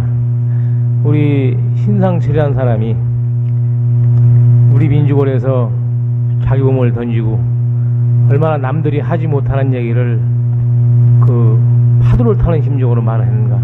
아마 민족은 그를 기억하고 얼싸안고 울 겁니다. 감사합니다. 우리 지금 이 기록이라든지 취재, 이 방송은 마로니에의 박찬남 기자입니다. 큰 박수 부탁드립니다. 저분은 실제로 얼마나 열렬한지 현실 참여도 하는 분입니다. 앞으로 무궁한 발전을 빌고요. 지금 말씀하신 대로 우리가 이 현상에 대해서 입을 닫는다고 보면은 잠시는 그게 남 일이지만 차후로는 그게 누구 어디로 불똥이 튈지도 모르는 모두 일입니다. 내 일입니다. 도대체가 얼마나 얘기를 해야 이 귓구멍이 뚫리느냐? 에? 얼마나 몇 번을 붙들고 얘기를 해야 말구멍을 알아듣느냐? 에? 이 통곡하는 이 심정들을 좀 생각해보자. 선각자들이 아무리 해도 얼마나 일본 놈들이 서로 헐뜯고 죽이려고 이걸 온 정신을 다해서 일본 놈 아니고는 한국 사람들은 일단 민족이 아니다. 순환의 민족이다. 그렇게 교육을 가르치는 게 지금까지도 이게 유효하고 지금까지도 권력을 가지고 이 나라를 통치하는 사람들이 그걸 써먹는다 이겁니다. 여기 주정원 총장님이 글을 보면 통곡을 했어요. 도대체 같은 얘기를 반복해서 얼마나 얘기를 해야만이 알아듣느냐. 에? 이 한겨레만 해도 그래요. 서부장 또 시작이라고 하겠지만 그게 아니에요. 우리는 죽을 때까지 꾸짖어야 돼요. 왜? 지금 이런 걸 내려와 가지고 쭉 취재 좀 하고 사장님도 나와서 얘기를 하고 사장님도 나와서 얘기를 하고 뭔가 적극적으로 취재를 해서 그 숨통을 틔워줘야 되는데 지금 많이 좋아졌다는 게 이 정도예요. 그래도 넘어 죽이면 또 안 될 것 같고 이거 어찌 하면 좋을지를 모르겠어. 이제 어쨌든 지금 하도 족쳐놓으니까 지금 온이라는 또 매체를 또 만들긴 만들었는데 앞으로 이렇게 많은 분들이 이렇게 격려 힘을 넣어주시기 때문에 최소한도 우리 한겨레만이라도 좀 적극적으로 앞에 나아가서 취재 좀 하고 이렇게 하도록 노력을 하겠습니다. 그래서 우리가 주주 대표단을 만들어 놨고요. 2중 3중으로 이건 앞에도 조중등도 적 심지어는 요것들도 다 우리 지금 주주대표단은 이걸 너희들이 죽든 우리가 죽든 이걸 깨 부수야만 원래대로 돌아간다. 그러기 위해서는 원인은 뭔가 거기 밝혀진 게 있어요. 왜 사장을 너희들 마음대로 콧구멍만 데서 앉아가지고 사장을 뽑느냐. 주주총회 때 당연히 복수 추천을 해라. 여기서 많이 누가 누군지 어느 학교 나오고 뭘 잘하고 하는지 빨리 알 거니까 양심적이고 그것까지는 우리가 관여하지 않겠다. 그것까지 관여하게 되면은 택도 안 되게 저 같은 사람이 사장 해먹으려고 한다라고 할 테니 그건 택도 안 되고 자기들끼리 나서대 복수 추천하되 거기에서 감론을 박 나는 이런 생각을 가지고 이 나라의 어떤 언론을 위해서 최선을 다하겠다라고는 포부를 밝히는 그건 해야 될 거 아니냐. 그것까지 다 여기서 다 해가지고서 끝낸다고 보면은 어떻게 해서 전두환이 체육관 선거 그걸 지금 몇 년입니까? 30년 돼가나? 그때 얘기를 지금 이 바로 대명천지 한겨레라고는 진보 언론 매체가 이지사하고 있느냐 이런 얘기죠. 누워 침뱉기? 누워 침뱉기가 아니에요. 자기 잘못을 쳐다봐야 아니 뭐 발전을 하든지 말든지 하지. 지금 계속 그런 얘기 하니까 지금 뭐 싫다고 죽이긴 하지만 뭐 말도 못하게 싸우지만 그런 가운데에 이게 누구 특정한 사람을 비워서 이러느냐, 사장을 음해하고 끌어내리려고 하느냐, 가르치려고 하냐, 그게 아니라 이거죠. 좀 취재 좀 잘해서 남 무슨 상황이 벌어지면 그저 안 다칠 만큼 살살살살 그냥 이 짓 하지 말고 여기들이 좀 앞장서라. 그때 일진에 뭐라고 하냐면은 일진에 사고 났을 때 아니 당신 보시오. 사고 나가지고 저 세 사람 잡히고 1억씩 물리고 누가 책임질 거예요? 가만히 있자. 실제로 그랬단 말이죠. 그죠? 김종인 사건때. 가만히 생각하니까 아니 그것도 맞아요. 왜냐하면 기자도 이게 생활인이기 때문에 밥 벌어먹고 사는데 처자식들한테 그렇다고 회사에서 보장하는 것도 아니고 그래서 우리가 가가지고서 막 데모를 했어요. 야 이거 기자가 공적인 일을 하는데 이렇게 하라고 국민이 뽑아지 저 세월을 주는 건데 대신해가지고 이걸 갖다 덜커덕 목을 채면 어떻게 하냔 말이야. 다만 이런 문제가 있어요. 오늘 여기 참석하신 분들은 전부 나와 남이 아닙니다. 우리는 하나예요. 같은 입장에 서 있다 이거죠. 같은 입장에. 지금도 보면은 오늘 보니까 누굽니까? 이재명이 이시장 때문에 오신 거죠. 보면은 그건 이미 그 정도 되면 이재명이라는 개인이 아니에요. 그 사람이 나고 그 사람이 너고 이런 관계가 성립되지. 왜냐하면 나와 똑같은 뭐 끼리끼리 논이 아니라 나와 똑같은 길을 간다고 보면 그 사람은 나하고 똑같지. 나와 똑같지 않고 자기 호주머니를 채우는데 목적을 한다면은 그건 몰입이고 정치뿐이고 남이고. 그런데 내가 놀랬어요. 어젠가 그젠가 민주가 어떤 양심을 가지고 내가 아주 찾아갔어요. 예, 찾아갔더니 어떤 분을 만나는데 난 그분을 위해 죽는다 이거예요. 난 더 이상 뭐 생각도 할 필요 없다 이거예요. 야 이거 봐라, 이거 문제가 있다. 사람이 두 가지 종류가 있다고 그랬잖아요. 우리가 역사적으로 하나는 그렇게 그냥 묻지도 따지지도 않고 그냥 목적을 위해서 그냥 전진하는 일본들 무슨 비행기 하는 식으로. 또 하나는 지략으로 힘은 없지만 여기에 수렁이 있고 여기에 좋은 점이 있고 여기에 적군이 숨어 있고 이런 전략가, 이런 브레인이라고 하죠. 이 두 가지 종류가 있다. 근데 그 사람이 거기 가서 무슨 일로 행정적인 문제 여러분 다 아실 겁니다. 그래서 그럼 그런 사람들이 한번 와 봐라 말이에요. 당신들이 왜 취해 있는가? 이름이 어떻게 됩니까? 예? 예? 오태순 씨. 저한테 그런 얘기를 했죠. 몸에 휘발유를 붓고 난 죽을 자신이 있다. 그거 참, 우리는 지금 제일, 슬픈 게 뭐냐면은, 죽을 수 있는 친구, 죽을 수 있는 민족이라는 얘기죠. 죽을 수 있는 생명을 걸 수 있는 민족. 그런 땅덩어리. 그런 조국이 없다는 거예요. 그러니 얼마나 외로운 민족입니까? 난 그 소리를 듣고, 여기에 오늘 우리 재야성격의 주주대표단 모임이 있는데, 오실 때면 와라 말이죠. 그랬더니 오늘, 아까 문자가 왔어요. 참석을 하겠다고. 와서, 무슨 말을 어떻게 드려야 될지 모르겠네. 한 말씀 하세요. 지금, 오늘 또 보니까, 자꾸 정치로 흘러가는 것 같은데 그게 아니고, 더불어민주당의 어떤 분이 김종인인가 하는 분이, 그걸 좀, 안쓰러우니까 이제 막도록 하겠다. 근데 난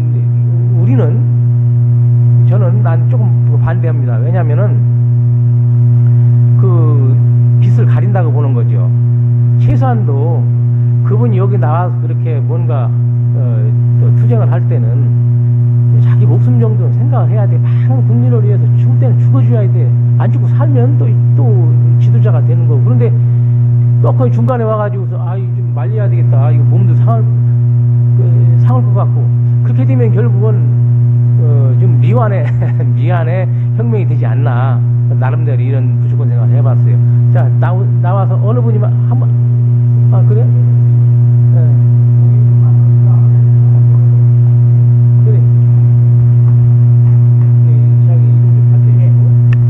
예, 안녕하십니까. 저는 아무것도 모르는 성남에서 40년을 살다가 성남의 실정을 누구보다도 잘 알기에 이 자리에 서서 그래도 진보 언론이라고 하는 한겨레 신문에서 정확하게 보도를 해 주십사 하고 호소하러 이 자리에 왔습니다. 저는 말주변은 없어요. 그러나 지금 현 상태에서 언론의 공정성 보도가 너무 어긋났다고 생각을 합니다. 언론이 정부의 눈치를 보고 유신시대보다 더 하다고 하는데 지금 시민들이 평가해서 시민들이 뽑아주고 시민들이 좋아하는 성남시 이재명 시장님이 단식을 9일째 맡고 있는데 언론에서 너무나 무반응인 거예요. 언론이 아무리 정치에 눈치를 보고 광고를 먹고 살린다고 하지만 언론들은 정부와 시민들의 역할을 공정성 있게 보도해서 이거를 빨리 멈출 수 있도록 이거 지금 청와대도 다 알고 있다고 생각을 합니다. 그러나 침묵을 하고 있는 이유는 그만큼 언론을 장악하고 있었기 때문에 저희도 9일 동안 같이 이거를 하고 있으면서 많은 젊은이들이 지식인들이 왜 경제인들이 와서 성명을 발표하면서 이렇게 하는데도 오히려 이재명의 행적을 밝히라고 그럼 이재명 시장은 지금 뭐라고 하냐면 그러면 세월호의 7시간의 행적을 밝히면 나도 밝히겠다 이렇게 얘기는 하고 있지만 너무 안쓰러워서 못 보는 거예요. 시민을 주인으로 모시고 시민을 행복하게 해주겠다고 2010년도에 시장으로 선임이 되면서 모라토리움을 선언을 해서 공적 사업을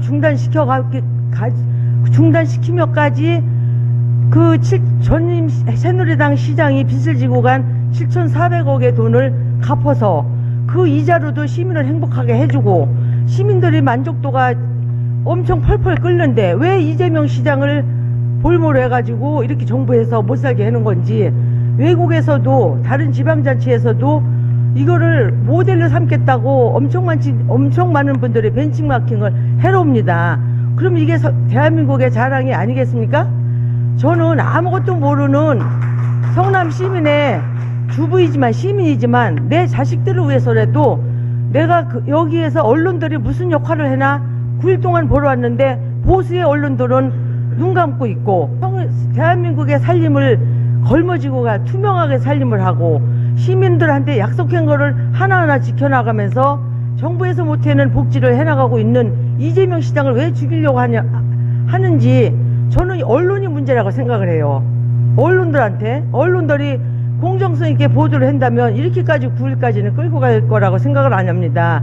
저는 어뢰가 뭔지 그 천안함이 뭔지 어뢰가 뚫고 들어갔기 때문에 잘라진 걸로 생각을 했어요. 근데 오늘 저 선생님의 말씀을 듣고 나서 이 짧은 지식에도 어뢰로 인해서 북한의 행보로 믿었지. 여기 오니까 이런 게 이렇게 보도가 돼서 아는데 내가 이 얘기를 밖에 나갔으면 저 또라이로 봅니다. 그러니까는 진보의 대한민국의 국민을 우선으로 생각한다고 하는 한겨레 신문조차도 침묵하고 있는 거예요. 이거를 왜 한겨레 신문이 그래갖고 시민을 대표로 한다고 대표 신문이라고 할 수가 있겠습니까? 지금 신문들이 신문을 봐달라고 5만원씩 10만원씩 껴가지고 구걸을 하고 있어요. 신문을 봐달라고. 그러면서 이 사람들은 이 부수를 갖고 또 프리미엄을 받고 팔아먹고 있는데 언론의 공정성이 이러니 대한민국이 이렇게 썩어가고 있는 거 아닙니까? 지금 저는 너무 답답한 거예요. 이재명 시장이 무슨 좌파니 진보니 해도 저는 그분이 살아온 과정을 알지 못하고는 그런 말을 할 수 없다고 생각을 합니다. 좌파면 어떠고 진보면 어때요? 시민들이 좋아하는데 시민들이 행복하다고 하는데 왜 이거를 언론에서 대변을 못 해주고 좌파 쪽으로 몰고 가는 겁니까? 그러면 대한민국의 젊은이들이 왜 여기에 좌파라고 하는 이재명이 편에 들어서서 왜 손가락 이루다가 광고를 하고 이 SNS로 날리고 요하네스버그에서 20시간을 타고 이재명 시장을 왜 위로를 해러 왜 오느냐고요. 언론들이 제대로 알자고 알아야 되는 거 아닙니까? 그래서 저는 오늘 한겨레 신문에서 이런 일이 있다 그래서 진짜 한겨레 신문만큼이라도 공정성 있게 보도를 해줘서 이 단식을 멈춰야 되지 않냐고 2만 원, 3만 원 받고 와서 떠들어대는 어버이 연합 존재를 밝혔잖아요. JTBC에서 밝혔으면 오늘도 오더라고요. 저는 그 존재를 몰라요. 마이크 들으면 30만 원, 2시간 동안 박수 치고 가면 3만 5천 원이라고 그랬는데 그것도 많으면은 명분이나 가지. 아무리 떠들어도 국민들이 와서 관심도 안 갖는 이런 단체들이 왜 와서 짓거리고 해고 가도록 내버려 둡니까? 이거는요, 대한민국의 언론 자체가 썩었다라고요. 대한민국이 후퇴된다고 생각을 합니다. 제 아무것도 모르는 그 아줌마라고 할지라도. 그래서 저는 시민이 행복하고 시민이 주인으로 모시는 성남의 내 자식들의 유산이 빗나가지 않게 제가 지금 그분 옆에서 지켜주면서 조금이라도 힘이 된다면 정부에서는 막지요. 언론에서는 보도를 안 해주시오. 지나가는 사람들한테 구걸해서 서명을 받아가지고 이재명 시장하고 친구를 맺어주려고 5천 명의 젊은이들이 서명을 하고 갔어요. 오늘까지. 그래서 선생님도 오늘 여기서 좋은 말씀 해주셨지만 오셔서 취재 좀 하셔가지고 이런 것 좀 밝혀주시는데 앞장 좀 서시라고요. 저도 천안함 국어에 대해서 이 책을 사보고 이거 저도 알리는데 역할을 하겠습니다. 저는 학력도 없어요. 그러니까 진짜 한겨레 신문 믿을 수 있는 좌파라는 얘기 들었으면 그거 좌파값 좀 하시라고요. 그러니까 지금 막 울고 싶은 심정이지만 제가 그분한테 이런 거라도 해서 보여주는 이 언론에서 조금이라도 관심을 갖는다면 그분에 대한 보답이고 이미 세금의 55%는 경기도로 가고 있잖아요. 45%를 갖고 사는데 저희는 불교부 단체거든요. 10원 한 장도 못 받는데 45%에서 1,500을 내서 못 사는 동네 내준다고 하더라고요. 거기에서 200억을 준대요. 지난번에 시흥시장님이 양심선을 해주더라고. 200억을 주면서 행자부 장관이 빠뜨린 게 하나가 있대요. 200억을 주는 대신에 180억을 세금으로 내라고 그러더래요. 그럼 자기네가 20억 받는 거예요. 20억. 그럼요. 성남시도 죽지만 받는 이런 사람들도 또라이고 이거 갖고 아무 혜택이 안 되거든요. 이거를 언론에서 제대로 발표 좀 해주셔가지고 우리가 왜 분신을 한다고 합니까? 이런 거라도 조금이라도 좀 알려달라고 오늘 이 자리에 왔는데 진짜 부탁드립니다. 대한민국 언론이요. 왜 정부의 편에 서서 조중동이라는 이 사람들이 왜 박근혜를 열망하고 했는데 그러면 그런 것도 밝혀줘야지. 저는 조갑재 씨라는 분을 너무 좋아했어 저는. 근데 그분이 해는 말에 엊그저께 한마디에 감정 섞인 게 뭐냐면 왜 북한에서 그 발표를 뭐 때문이더라? 그거를 왜 과장되게 했냐 이거예요. 왜 감추었냐 이거예요. 이렇게 정직하게 그 소리에 저분도 조금은 양심은 있구나. 그래서 저희 국민들이 이번 국회의원 선거 때 여소야대를 만들어 준 것도 좀 국민의 소리를 들어서 국회의원 배지 달기 전에는 개소리 까면서 신발에도 핥아주고 별짓 다 할 것 같이 하지만 가보니까 또 이것들도 마찬가지네. 그래서 부디 저희가 믿을 수 있는 거는 진보 언론 한겨레 신문밖에 없으니까 진짜 아줌마 무식한 아줌마 말이라도 새겨 들으시고 강화문 좀 광장에 좀 오셔서 이재명 시장님 화이팅 좀 한번 해주세요. 감사합니다. 네, 자, 큰 박수 부탁드립니다. 네, 감사합니다. 조금 믿으셔도 될 거예요. 왜냐면은 속된 말로 그 한겨레가 거저가 아니에요. 가만히 생각해보면은 29년, 30년 가까이 방관하다 보니까 어느 기자라든지 어느 편집실이라든지 부분적인 잘못이라기보다는 난 대먹고 싶은 면도 있어요. 솔직히 우리 모두의 잘못입니다. 내버려 두다 보니까 이 세상이 그렇게 녹록지 않잖아요. 뭐 권력기관, 돈, 가진 각 뭐 선후배 무슨 그런 것들로 얼마나 많이 휘달렸겠는가. 그러다 보니까 구조적으로 좀 뭐 썩기도 하고 변절도 되고 물렁물렁해졌는데 지금 100으로 친다면 1%는 좀 올라가고 있어요. 그저 그렇게 믿어주시고 전번에도 만났는데 그 여당의 꽤 실력자 녀석이 신상철이를 아느냐. 난 깜짝 놀랐어요. 그들도 그만큼 비중을 뭔가 좀 껄끄럽게 또 아니면 좀 넘어야 될 산이라고 생각한다 이거죠. 근데 어제는 또 반대되는 사람을 만났어요. 예, 그 뒤에 나가서 오세요. 어제는 또 반대되는 사람을 만났어요. 저는 원래 그런 스타일이니까 그 이해하시고요. 어떤 사람이 무슨 얘기를 하냐면은 우리 그 시장한테 한번 가보자. 나와 남이 어디 있는가. 그랬더니 저한테 귀에다 대고 뭐라고 하냐면은 왜 개를 키워주려고 하느냐. 그런 소리를 해요.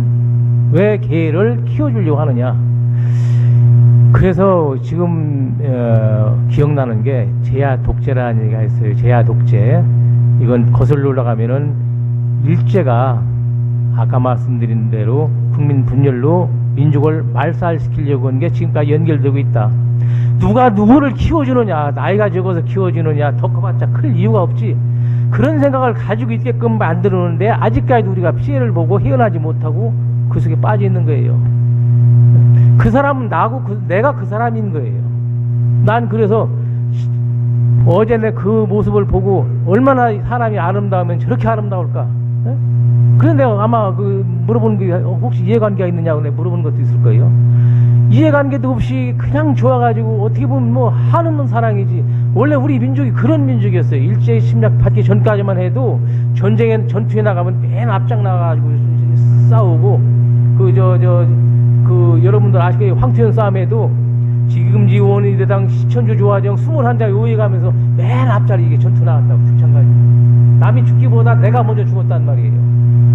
그런데 어느 때부터인가 이렇게 심각하게 제야 독재가 벌어져가지고 이 제야 독재라고 얘기할 수 있는 배타적인 게 벌어져가지고 남의 단체는 가지도 않아요. 그 정도로 전부 다 끼리끼리야. 그렇게 얘기하면서 서울대 나온 놈들 끼리끼리 논다, 로스쿨이 어떻다, 변호사 검파사가 어떻다, 그걸 욕할 자격이 있느냐고. 우리끼리 뭉치지도 못하면서, 그렇죠? 우리끼리 뭉치자 이런 얘기죠. 그 뭉치는 첫째 조건이 뭐냐. 상대를 사람으로 보자 이게 사람. 저 사람이 나와 똑같은 사람이라고 봐달라 이거죠. 척 보고서 저도 오늘 이 넥타이를 말이죠. 이걸 안 맸다 다 세입을 했어요. 왜? 이 고추장 수렁을 과연 내가 메고 가느냐. 아니다. 위에 옷도 안 입을 바에는 상대방에 대한 예의가 있지. 뭘 좀 다소 곧다가 잘해야 될 거 아니냐. 자기 공격이 시작되는 거예요. 지금 상대방과 나와 같은 사람이다라고 거기서 접근하고, 그렇죠? 내가 왜 여기 나와서 똑같은 일을 그 오랫동안 30년 동안 똑같은 얘기를 하고 이게 싸워야 됩니까? 이 보면 다 좋은 사람들인데 저 보면 저렇게 쓱 피해가요. 기자 여기 아까도 보면 그 서부장이라든지 올바른 얘기를 하는 것도 한두 번이지. 그러나 저 사람이 저럴 수밖에 없다. 이 바쁜데 여기까지 올 수밖에. 염세 저 상임위원장 그런 분들이 싸우는 거 한번 보자 이거지. 얼마나 처절한지. 민족적인 양심에 돌아가서 우리가 서로 아끼고 사랑할 때 이게 하나가 되는 건데 가만히 보니까 저기는 뭐 좀 이렇게 좀 먹을 것 좀 있나 보다. 저놈이 나보다 센 놈 같다. 그럼 거기 쭈르륵 몰려들고 말이죠. 그렇지 않으면 아무것도 안 한다. 지금 저분 같은 경우 여자지만 죄송합니다. 이게 성차별이 아니라 여자 커지만 내가 내버려두지 않는다. 이놈들 내버려두지 않는다. 그 뭔가 적개심이 불타고 그게 애국심이 그게 사랑이고 민족이에요. 이재명으로 표현되는 사랑이라 이런 얘기예요. 그 사람이 잘나서 남자로서 총각이라 그게 아니라는 얘기 아닙니다. 너무도 나의 이익을 대변하고 내 아픈 쪽을 만져주고 하니까 그냥 내 할아버지보다 더 좋은 거예요. 우리가 지금 시급하게 해야 될 일은 나보다 더 어려운데 푹 빠져 있는 사람들을 조금씩 들여다보자. 엊그제도 저 염수저인가 하는 사람이, 저도 천주쟁이지만 막 입에 쌍수를 개 벅금을 긋고 욕을 했어요. 어떻게 내 이웃이 매 맞고 내 이웃이 굶주리고 죽어가는데 현실에 참여하지, 정치에 참여하지 말아라. 그런 싸가지 없는 놈이 어디 있느냐? 그럼 이제 백두산 올라가서 혼자 살아란 말이죠. 그건 가짜다, 이단이다, 마귀다 말이죠. 그래서 우리는 오늘 또 보니까, 죄송합니다, 이 말씀만 드리고 또 이 말씀을 드릴게요. 오늘 또 보니까 남 어려운데도 참여를 못하겠다. 왜냐하면 뭐 자기가 가해자를 이렇게 둔갑을 해가지고 와라 가라 하고 피해자가 된다. 우리는 그렇게 되면 안 됩니다. 1인은 만인을 이어고 만인은 1인을 이어고, 그때 비로소 이 살만한 사이가 되는 거지. 남이야 죽든 말든 천이가 끌려가서 그 강간을 당하든 매를 맞든 내버려두고 그렇게 되면 이 나라는 완전히 지금 그 친일파들이, 그 후손들이 해나가는 그 꼴아지 그대로 된다 이겁니다. 그러니까 우리가 이제부터라도 다는 못하더라도 우리 모인 요 분들은, 여기까지 오신 분들은 다 이 땅의 지도자지 평범한 사람은 아닙니다. 평범한 분 같으면은 오늘 평일입니다. 다 볼일 보고 다 다른데 엄청나게 바쁜 분들 다른 일을 하시지, 여기에 언론사 기어코 내가 여기에는 간다. 김태갑이 보러 가는 건 아니고, 무언가 이 땅에 잘못돼 가는 언론이라든지 이 땅에 잘못되는 꼬라지를 내가 어떻게 몸부림치고 가서 들어보겠다라는 간고한 마음을 가지고 오셨기 때문에 이 땅에 지도자들이세요. 한번 우리가 해봅시다. 됐습니까? 자신 있습니까? 네, 합시다. 행동하는 소수가 세상을 바꾼다! 네, 네. 자, 또 말씀하시고 싶은 분 계시면은 말씀하시고, 또, 예, 나오십시오. 그렇게 하고, 우림을 가져온 것도 뭐 연장자 드릴까요? 그것도 한번 해서 이 3개나 가져오셨네? 하고, 또 우리, 이렇게 여러 참석하시고 이렇게 열심히 하시면은 우리가 같이 일할 수 있는 그 직함을 내드립니다. 명함을. 그래서 아까 그 시청자 명함을 이따가 말씀하시고, 먼저 말씀하시고, 그 대표님 무슨 다른 안건은 없습니까 오늘? 그렇습니다. 저는 짧게 얘기하겠습니다. 저는 사실 노동운동 하다가 지금은 이제 시골에 가서 그 이장을 하면서 노희망유니언이라고 노인 조직을 만들어서 위원장을 하고 있습니다. 그래서 여기 연세 드신 분들 많은데, 그 어버이연대가 3만 원, 5만 원 받고 그 영혼을 팔아먹는 모습을 보면서 제가 열심히 투쟁해서 하여간 우리 조직 한 10만 조직 내년이면 만들 겁니다. 그래서 어버이연대, 엄마 부대 같은 사람들이 그 못되지 못하게 하는 걸 하려고 열심히 하고 있습니다. 제가 아까 우리 그 신상철 대표님 말씀을 드렸는데, 정말 저는 올란 갔다가 국가유공자이기도 합니다. 근데 그 천안함 사건은 조작된 사건이죠. 네. 그리고 세월호도 사실은 학살이라고 저는 당당하게 얘기를 하고 있습니다. 그리고 나는 왜 언론이 박근혜가 가짜잖아요. 솔직히 부정선거로 당선된 사람입니다. 당선이 아니라 가짜인데 저는 가짜라고 얘기합니다. 정말 70대였는데 얘 구속돼도 괜찮기 때문에 겁나는 거 없이 열심히 투쟁을 하다니, 저희 전철에서도 계속 춘천에서 오면서 저기 피켓팅합니다. 국정아, 박근혜가 사기친다. 그러고 그러면 노인네들이 눈이 뚱그려가지고 저한테 시비 거는 사람도 있고, 그러면 제가 한 40번을 싸웠어요. 전철에서. 제가 가평에 살거든요. 왜 이런 말씀 드리냐면, 여기 계신 분들은 언론의 개혁이 돼야 된다는 생각으로 여기 오셨다고 생각하고요. 사실 한결이 좀 마음에 안 듭니다. 근데 이 대표하고 인간적인 관계도 있고 해서 사실 유럽에 가려고 그러다가 여기 왔는데, 제가 어제 이재명 시장님 전 존경하고 사랑합니다. 저는 평범한 시민이지만 그분의 열정과 그 아재의식이, 지금 박근혜는 꼼짝 못하잖아요. 근데 거기다 자기 주장을 할 수 있는 그런, 문재인 전 선거운동 열심히 한 사람, 문제 많은 사람이에요. 예? 막말로 쥐뿔이나 부정선거로 당선됐는데 그거 얘기하는데 그 말 한마디 못해서 지금 결국은 밝히지 못하고 있는 거 아닙니까? 그래서 저는 이재명 시장의 그 투쟁이 꼭 이거야 된다고 생각되고요. 근데 제가 어제 가서 사진을 찍으려고 그러니까 누워 계시더라고요. 그래서 사진을 찍으려니까 어떤 아줌마가 못 찍게 하더라고요. 그래서 그렇게 하시면 안 됩니다라고 얘기했거든요. 어차피 이제 이재명 시장님의 투쟁은 어차피 성남 시민의 투쟁이 아니라 박근혜하고 우리 국민들과 싸움이라고 생각하셔야 돼요. 그래서 그렇게 싸우지 않으면 이길 수 없다라고 생각하고 저는 그 가평에 살고 있지만 저는 이재명 시장이 싸우는 게 우리 정의와 불의와 가득 찬 박근혜의 싸움이라고 생각하고 저 열심히 동참하겠습니다. 그리고 여기 저 신문사 저 뒤에 계신 것 같은데요. 한겨레 신문 개판이에요, 솔직히. 다른 게 없어요. 예? 아, 막말로 뭐 부정선거를 얘기합니까? 아니면 천안함 사건을 얘기합니까? 세월호도 학살이잖아요. 군함이 저기 저 함정이 건져주려고 그러는 것도 못 건지게 했잖아요. 학살이거든요. 그런데 저는 뭐 감옥 가는 거 두렵지 않아서 학살이라고 얘기하고 저는 박근혜 퇴진하라고 저 국회 앞에서도 청와대 앞에서 이리 시위하고 그러는데 전 뭐 감옥 가면 어떻습니까? 내 70대인데 뭐 우리 자식은 하나밖에 없는데 먹고 살 거 있고 겁나는 거 없는데 제가 왜 이런 말씀 드리냐면 지금 언론이 영혼을 팔아먹고 있습니다. 한겨레는 좀 낫죠. 그래도 경향신문하고. 그런데 그럼에도 불구하고 아직 부족한 게 많습니다. 우리 저기 대표님 그 사장하고 술은 안 드시죠? 맞짱 떠서 좀 바꾸십시오. 그만하겠습니다.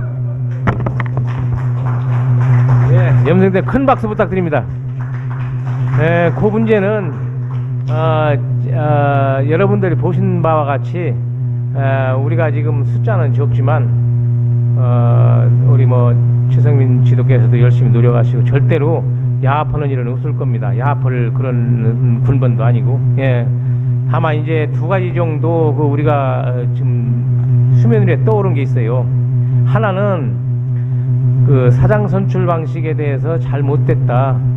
아까 말씀드린 대로 너무 밀실해서 그냥 주물딱주물딱 하기 때문에 이런 취재상의 난맥상이 있다. 또 두 번째는 자본화되어 있다. 너무 회사 우리 사주가 25%라는 많은 그 자본을 가지고 있다 보니까 자본이 있는 곳에는 항상 가진 게 있다 보면 두려움이 있습니다. 그걸 뺏길까봐. 그런데 초반에는 개미들이 전부 다 얼마씩 투자를 해서 뭐 어떤 권력기관이 두드려 패도 이거 내 것 아니다 말이야. 맘대로 저쪽 가서 뒤져라 했는데 이제는 내가 퇴직금까지 다 털어놓은 마당에 잘못되면 이게 다 날아간단 말이죠. 그쯤 되면 이제 자꾸 움츠려드는 거야. 나도 살아야 되겠다 하는 어떤 개인주의가 이기심이 발동되고. 근데 다만 이제 제가 약속드리고 싶은 건 솔직히 두 번째는 제가 단기간에 뿌리를 못 뽑습니다. 왜냐면은 돈이 얽히고 설키고 해가지고 그걸 자본을 제 마음대로 할 수가 없어요. 다만 합리적으로 하기 위해서 꾸준하게 공감을 이루도록 내외적으로 힘을 쓰겠습니다. 첫 번째 문제는 저희가 돌파를 하려고 합니다.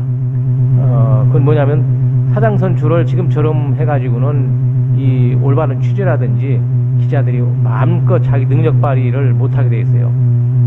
꼭두각시처럼 시키는 말을 하고 월급 받고 당장 월급 전에가 월급 한 3개월도 필요 없어요. 한 2개월만 딱 묶어버리면 그 사람 손 듭니다. 자기는 손 들고 싶지 않고 살지 몰라도 가족을 어떻게 먹여 살려요?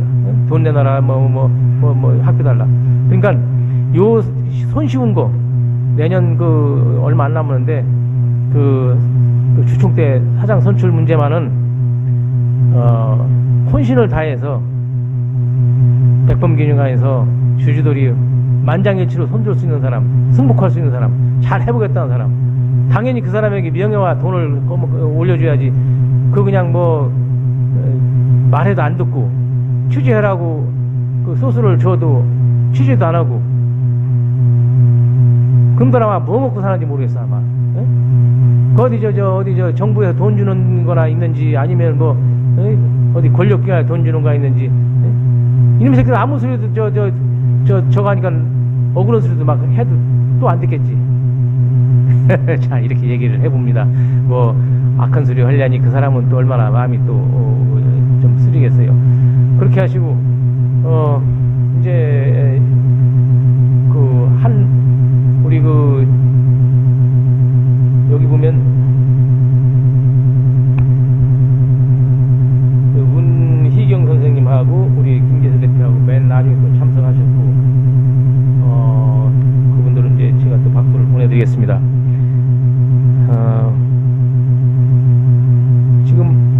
아까 말씀하시기로는 우리 주청은 사무총장님 나오셔가지고 아주 열심히 참 이 나라를 이끌고 계십니다.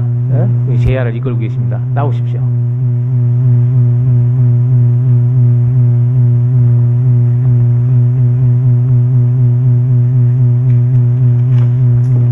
감사합니다. 주정원 사무총장입니다. 저는 뭐 이런 그 사무총장이라는 그런 타이틀 이런 걸 가지고 얘기하고 싶지 않고요. 우리 김동완 대표님께서 나오셔서 우리나라 그러셨거든요. 우리나라. 여러분들 다 우리나라 맞습니까? 맞는 분 한번 손 들어보세요. 우리나라. 대한민국 우리나라. 다 아닌가 보네요. 전부 다 우리나라 인정 안 하세요? 정말 깨어나신 분들입니다. 사실은 대한민국이라고 하지만 국가는 영토, 주권, 국민이거든요. 그런데 두 가지는 충족이 되는데 우린 주권이 없습니다. 주권이 없습니다. 뺏겼어요. 그래가지고 저는 그동안에는 계속해서 저도 우리나라인 줄 알고 살아왔는데, 지난 18대 대통령 선거를 하는 걸 보고서 선거관리위원회에서 우리 주권 다 뺏어서 갖다 쓰레기통에 다 집어넣고 컴퓨터로 대통령 만들었어요. 그러다 보니까 이승만 때부터 지금까지 전부 다 점령 미국이 주도한 대표들을 다 세운 거예요. 다행스럽게 완충하기 위해서 우리 김대중 대통령, 노무현 대통령 완충하기 위해서 세우다 보니까 큰일 나게 생겼으니까 대통령 그만두고 나서 살해했죠. 자살 아니죠. 살해했죠. 또한 천안함도 그렇고 세월호도 그렇고 모든 것 다 미국 놈들이 짓입니다. 우린 자꾸 박근혜 그러는데 완충이에요. 그건 완충. 그 뒤에서 다 조정하는 거죠. 그렇잖아요? 어때요? 아니면 아니라고 한번 말씀해 보세요. 저는 그렇게 생각합니다. 그래서 이 나라 대한민국은 미국 놈의 그 회사 이득을 위해서 무기 팔아먹고 매 거짓말 해가지고 우리 거짓말 속이고 이때까지. 그런데 이 땅은 우리 조상님들이 주신 우리 땅이에요. 우리 땅. 그쵸? 우리 땅 주인 누굽니까? 우리 아닙니까? 우리가 주인 해야죠. 그러려면 방법이 뭡니까? 미국은 내보내야 되잖아요. 근데 사람들이 전부 그동안에 너무너무 그 총알이 무서워가지고 금방 죽을 것 같으니까 거기에 대한 반항 못해. 그러고 하는 게 뭐냐면 지금 와서 하는 소리가 친일파 청산해야 된다고 합니다. 미국 놈들이 친일파를 갖다 다 이렇게 감싸 안고 일시키는데 친일파 청산 됩니까? 안 되는 걸 자꾸 우리는 한다고 그래요. 세월호 사건도 팽목항에서부터 삼보일배하고 이 언론에서 비춰주고 해서 국민들이 다 깨닫고 같이 힘쓰기 위해서 한 건데 언론이 입을 딱 닫고 가만히 있잖아요. 지금 말씀하셨듯이 이재명 시장님도 마찬가지예요. 전 이재명 시장님 정말 안타까운 게 금식을 하시는데 제가 오늘 또 페이북에 그랬어요. 금식 중단하십시오. 건강하시고 이겨야 됩니다. 그리고 그런 그 아이템을 내서 뭐 금식을 해라든지 이런 건 아주 어떻게 보면 언론에 이렇게 피력될 것 같지만 천만의 말씀이에요. 쟤네들은 저기 있는 애들은 하나도 신경 안 씁니다. 그죠? 해결 안 돼요. 우리가 건강해서 우리가 힘을 내가지고 뭉쳐가지고 돌진하는 방법이지 가서 밥 굽는다고 그거 안 돼요. 춘목님 금식 무지무지하게 했잖아요. 쓰러지더라까지 했잖아요. 안 되잖아요. 아무것도 아니에요. 언론에서 비춰주지 않는데요. 그래서 저는 작년 음력 정월 대보름부터 지금 한 31회 했는데 초하루 음력으로 초하루 보름 정오 12시 전 세계 어느 곳이든지 이 조선인의 이 DNA를 가진 사람들은 기억을 한번 하자 이거지. 주인 역할을 하자 이거요. 뭐 멀리 서울까지 우리 서울은 지금 경복궁 5번 출구 저 고궁뜰락에서 점심 식사를 하고 대화를 하는데요. 전 세계 어느 곳이든지 모여서 초하루 보름 잊어버리지 말고 우리 조상들이 물려준 거 잊어버리지 말고 기억하고 우리 주인해야 된다. 미국 놈 내쫓아야 된다. 이거 확실하게 우리 인지하고 왜냐면 지금 어느 단체를 만들어서 가면요 그 정관 그것이 전부 다 쟤네들이 타켓이에요. 금융실명제요. 그거 정경유착 뿌리 뽑겠다고 김영삼이 만드는 건데 사실은 그것이 뭐예요? 일반 국민들 감시 도구예요. 그러면 그걸 가지고 말하자면 정경유착 뿌리 뽑겠다면 이해창이 맨 먼저 채권대기 책대기 막 그렇게 나온 거 다 해야죠. 지금 방산비리 몇천만 몇천억 이런 거 다 안 보입니까? 보면 다 보이죠? 안 하잖아요 그런 건. 일반 사람들 어떤 단체에다 10만원 얼마 하면 요거 이렇게 해서 요거 세금 사찰 들어가고 그런 짓 하잖아요. 그렇기 때문에 지금 뭐 국정원 요원이 뭐 추산이 뭐 35만이라도요. 우리 군인이 60만이고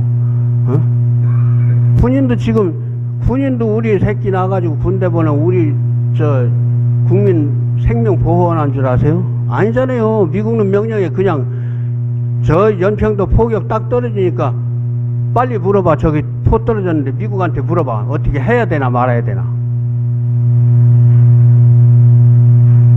이런 현실이에요. 그래서 국정원에서 전 어떤 단체든 간에 현 정부에 정권에 반하는 단체들은 다 해트려 버립니다. 그죠? 분명하죠? 그렇기 때문에 이거는 초하루 보름 이 모임은 전 세계 예를 들어서 뭐 서울에 전 많이 모이는 거 원치 않아요. 어디든지 두세 명이든지 이거 기억만 하고 있다가 뭐 앞으로 우리가 식민지가 일본 식민지하고 다 포함해서 110년 식민지인데 이거 벗어나려면 계속해서 금방 이루어지진 않아요. 그러나 이것이 탄력 붙으면 금방 이루어질 수도 있어요. 내쫓고 우리 주인 합시다. 네. 감사합니다. 참 이렇게 시종일관 열심히 일하시는 애국자를 우리가 모신다는 건 참 행복한 일입니다. 우리 늦게 오신 김경륜 사무총장님 또 지금 새로 오신 분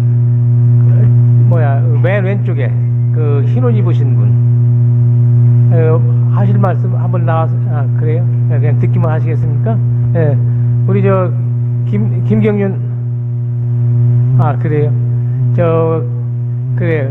그러면은 하여튼 가장 크다고 하면 또 너무 또 교만이고 큰 조직을 이끌고 가시는 우리 김경륜 사무총장 감사합니다. 그렇게 하시고 지금 그래 지금 저 시간을 말씀드릴 것 같으면은 일제 잔재의 그 장례문화 거기에 대해서 말씀하실 게 남아 있고 또 수원에서 자주 오시는 민원인 계시고 또 의료 사고 때문에 오신 분도 계십니다. 그러니까 지금 15분 남았기 때문에 3분을 드리겠습니다.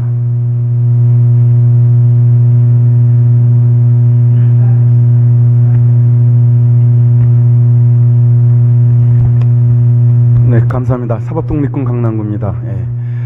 여기 지금 천안함 사건도 있고 여러 가지 있다 그러는데요. 지금 우리나라에서 어느 정도 언론이 보도가 안 됐는지를 잠깐 말씀드리겠습니다.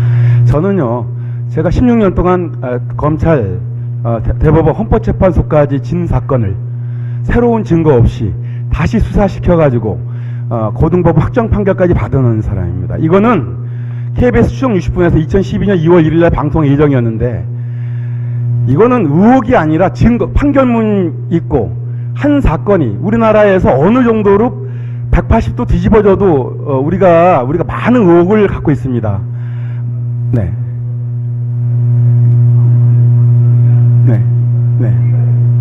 네. 그래요. 그래서 제가 말씀드리고 싶은 건 뭐냐면 우리나라에서 지금 판결문이 있고 이 역사 이래 우리나라 최초이고요. 세계 최초입니다. 제가 해낸 일은 16년 동안 한 국민이 검찰 사법부를 상대로 해서 대검찰청, 대법원, 헌법재판소까지 진 것을 다시 새로운 증거 없이 다시 수사해서 이긴 사건이에요. 이재명님 시장이나 천안함 사건, 세월호 사건 다 뭐 때문에 일어난 것입니까? 안 밝혀지는 것입니까? 법이 제대로 안 돼 있기 때문에, 법이 제대로 시스템이 잘 안 돌아가기 때문에 그렇습니다. 언론도 법이 잘 안 돌아가기 때문에 이런 일이 벌어지고 있는 겁니다. 그래서 제가 얘기하고 싶은 건 그렇습니다. 제가 KBS 추정 60분 같은 데는 MB 시절에 제가 1인시 7년을 하다가 홍찬희 기자를 알게 돼가지고 명함을 줘서 찾아오라 그래가지고 찾아가가지고 제가 1인시 7년을 했거든요. KBS 기자도 내가 말하는 게 사실인지 아닌지 6개월을 넘도록 검토해가지고 15일간이나 CJ에 녹화한 것을 2월 1일날 방송할 예정이었는데 1월 30일 검찰에서 쪽지 한 장을 줘가지고 방송을 못하게 한 거예요. 나의 사건은 사법사건이기도 하지만 검찰의 수사기록 위조, 여기에 불법 여러 가지 많은 수사가 있습니다. 그럼에도 불구하고 대법원, 헌법재판소까지 안 밝혀지는 나라예요. 그런데도 불구하고 한 국민이 뭐 제가 잘난 게 있겠습니까? 평범한 사람입니다. 이거를 법전 달달달 외워가지고 다시 수사시켜가지고 검사가 다시 수사해서 판결까지 받아놓은 사건입니다. 이거는 대한민국 역사 이래 최초이고요. 앞으로 1000년이 간다고 한들 저와 같은 사건은 더 이상 안 일어납니다. 제가 그만큼 어렵고 힘든 일을 해낸 사람입니다. 이것은 우리나라에서뿐만이 아니라 전 세계를 통틀어도 앞으로 1000년이 가더라도 이런 정도의 사건이 일어날 수가 없는 사건입니다. 그런데 불구하고 의혹을 갖다가 제시하는 거라면 저도 모르겠습니다. 의혹이 아니라 명백한 증거, 판결문이 있고 수사기록 위조, 경찰이 검사가 시켜서 했다라는 수사기록 위조를 지시했다라는 증거, 또 검사가 KBS 추정 60분 방송을 못하게 한 증거까지 다 가지고 있는 의혹이 아니라 증거인 사건도 한겨레도 취재를 안 하는 겁니다. 이게 될 법한 일입니까, 이게? 제가 KBS 추정 60분에서 1인시 하다가 알게 된 홍찬희 기자는 저희 사건을 취재해가지고 방송을 해가지고 엠네스티 기자상까지 받고 올해의 기자상까지 받았습니다. 저의 사건하고 그걸 엿바꿔 먹은 건 사실 엿바꿔 먹었을지도 몰라요. 그러나 중요한 것은 MB 시절에 그래도 KBS 추정 60분에 홍찬희 기자가 지금 편집국에 가 있는 기자가 엠네스티 기자상까지 받은 사람이 KBS에서 나왔어야 되겠습니까? 한겨레에서 나와야 될 문제입니다. 이거는. 저는요, 제가 얘기하고 싶은 건 그렇습니다. 여러분들이 우리가 검찰 사법부가 썩었네 하더라도 어느 정도나 썩었는지는 다 알 수 있지 않습니까? 의혹이 아니라 저는 판결문이 있고 증거가, 검사가 수사 기록을 다시 대법원 헌법재판소의 판결을 다시 수사시켜가지고 그 판결이 잘못됐다라고 입증한 증거가 다 있어요. 판결문보다 더 명백한 증거가 어디 있습니까? 이러한 정도의 취재 증거를 갖고 있는 것도 제가 더 이상 사정해야 됩니까? 여기도 제가 재작년에 알게 돼가지고 작년까지 와서 얘기했습니다. 더 이상 얘기해야 될 문제가 아닙니다. 이거는 이 국민들이 알아야 됩니다. 이거는 저는 언젠가는 돈 받아낼 수 있습니다. 이긴 것이 있겠습니까? 제가 16년 동안 하다가 보니까 돈 이런 차비가 없어가지고 걱정하다가 보니까 이렇게 지금 마무리를 못하고 있지만 그래서 제가 시를 쓰고 수필을 쓰고 제 책과 영화 감독을 만나고 영화를 만들려고 하는 사람도 있습니다. 그런데 한겨레에서조차 제가 경향은 가지도 못했어요. 여기 한겨레는 우리 김태갑 의장님이라든지 대표님이라든지 한겨레 그 임성호 한발년에 임성호 의장 이런 사람들 아니까 제가 여기 와가지고 그나마 오라 해가지고 내가 와서 한마디 가끔 하려고 내가 하는 겁니다만은 저의 문제는 이거는 우리 국민 모두의 문제입니다. 이거는 법이 잘못된 나라는 미래가 없습니다. 그래서 제가 이제 더 이상 다음에 제가 이렇게 국회나 또 이제 프레스센터나 인권위원회 가서 제가 이런 좋은 분위기 속에서 얘기를 하다가 보니까 많은 사람들이 시를 통해서 저희 글을 통해서 전국의 많은 사람이 저를 기억하고 있습니다. 20만 명이 넘는 사람하고 지금 네트워크 통화가 되고 있는데요. 우리가 알아야 될 것이 있습니다. 의혹인 사건도 풀어가야 될 문제이지만 증거가 명백한 대한민국 법이 이런 상태에서 어떤 의혹이 나온다 한들 그것이 명백하게 밝혀질 리가 없습니다. 그래서 우리가 알아야 될 것은 이겁니다.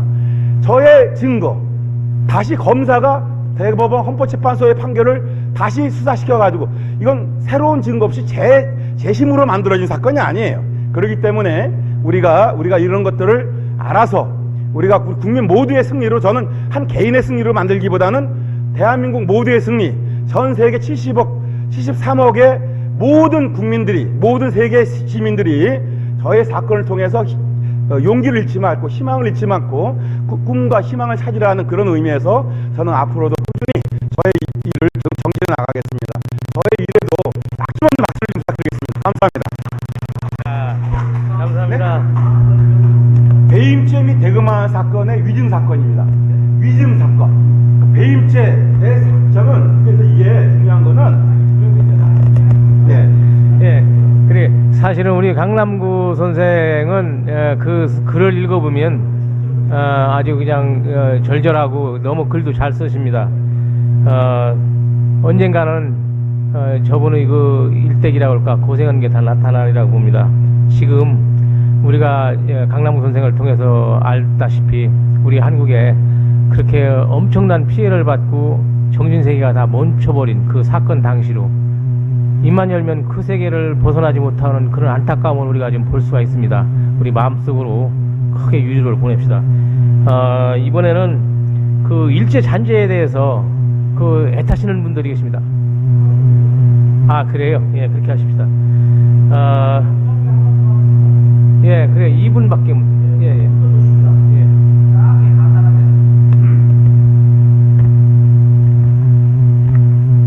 네, 안녕하십니까.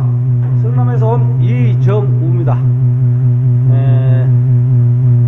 우리나라에서 그 총기 효과가 돼 있습니까? 총기 소지가 안 돼 있죠. 우리나라에서 부모가 총 맞아 죽는 거 쉽지 않지 않습니까? 엄마도 총 맞아 죽고 아버지도 총 맞아 죽고 보고 배운 것이 원한과 오기 정치를 배워가지고 국민들 이렇게 힘들게 하는데 이런 사람이 되지 않아야 될 사람이 대통령 돼가지고 국민들 이렇게 힘들게 하는데 언론에서 뭐하고 있는가 모르겠어요. 할 말 다 하고 뭐가 무서워서 그러는지 참 너무 안타깝습니다. 저는 이 자리에서 좀 사실대로 얘기하면 3살 때 어머니를 잃고 너무 배고프게 가난하게 컸지만은 정직하게 살았습니다. 정말입니다. 다리 평발이라 군대 오지 말라는 것도 징병관을 3시간을 갖다 징징 따라다니면서 현역 32개월 15일 동안 강원도 철원 백골부대에서 폭파병으로 근무를 했습니다. 평발이라 오지 말라는 것도 갔다 왔습니다. 아까쯤에 북한에 그런 시대도 이 얘기도 있었습니다만은 그 당시에 우리 사단장님이 박세직 씨였었는데 북한에서 포를 한 발 쏴니까 바로 대응 한 발 바로 쐈습니다. 싼 만큼 바로 대응해서 어디다 미국에다 물어보고 할 시간도 없고요. 그 정도로 훌륭하신 분도 계시고 그렇습니다만은 지금 이 나라가 어떻게 돼가는지 모르겠습니다. 정말입니다. 너무 안타깝습니다. 저는 일남 일녀 애를 둔 부모인데요. 다 키워가지고 걱정 거 없습니다. 저 지금 죽어도 여한이 없습니다.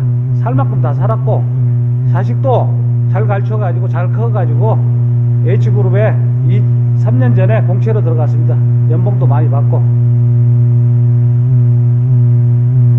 그런데 너무 안타깝습니다. 이재명 시장께서 그분을 제가 좋아하는 이유는 정의롭고 정직하기 때문에 좋아하는 겁니다. 그분 그분 제가 잘 몰랐습니다. 정말입니다. 이렇게 어르신들 잘 아실 겁니다. 청계천에서 가는 거 아닙니까? 철거에 대해서 성남이 거기 철거천 판자촌들이 갖고 성남이라고 하면 얼마나 무시를 당했습니까? 그런데 지금 복지국가를 복지 도시를 만들어 갖고 얼마나 잘 만들어 놨습니까? 지금 성남 시내 한번 가보십시오. 단천에 가보십시오. 물놀이장을 만들어 갖고 애들이 얼마나 행복하게 놀고 있습니까? 예, 이런 정의로운 사회를 위해서. 그리고 이재명 시장 그냥 물러날 사람 아닙니다. 사무처장님께서 다시 그만하시라 그랬는데 그분 그만하실 분 아닙니다. 그분도 대단하시니까요. 끝까지 같이 할 것이고 안 되면 제가 목숨이라도 바치겠습니다.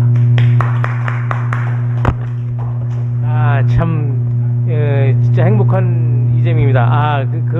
크게 우리가 드릴 말씀은 아니지만 동참을 할 겁니다. 아까 말씀드린 대로 나와 남이 간격을 둘 만큼 우리가 협소해주지 않아요. 그러니까 우리도 오늘 밤이라도 식사하고도 또 거기 갈 분들도 계실 거고 저부터 가겠습니다. 그러니까 너무 이렇게 극단적인 건 아직 하지 마세요. 예? 예. 지금 보니까 분위기가 지금 너무 앞질러 가시니까 뭐 목숨을 끊다 그런 내가 들은 걸로만 하겠습니다. 어제 예. 그렇게 하시고 평택에서까지 우리 유석열 선생님 참 오신다고 고생하셨고요. 잠깐요. 그럼 우리 식구는 좀 기다려 주시고. 자,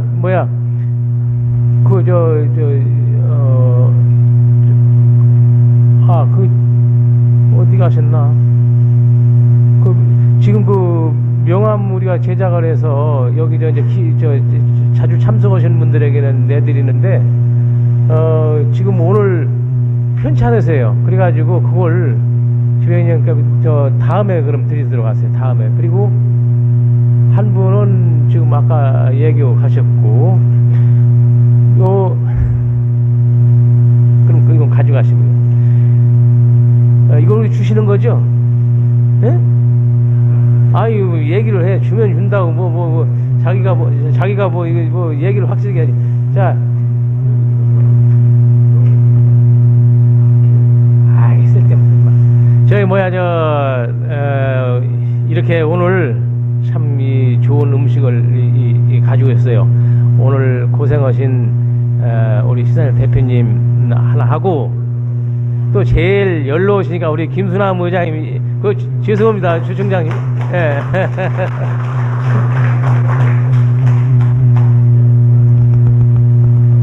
이거 우리 대장님이 주시는 게 아니라 내가 드리는 거예요. 자, 이건 아주 청정.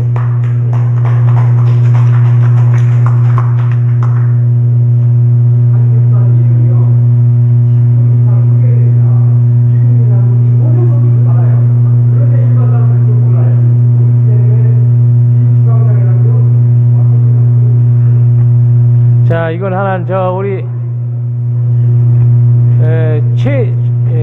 최민영 우리 예비 총무 나오시요. 다음에는 박봉신 아저씨 꼭 모시고 나오고. 자, 이거 받아가세요.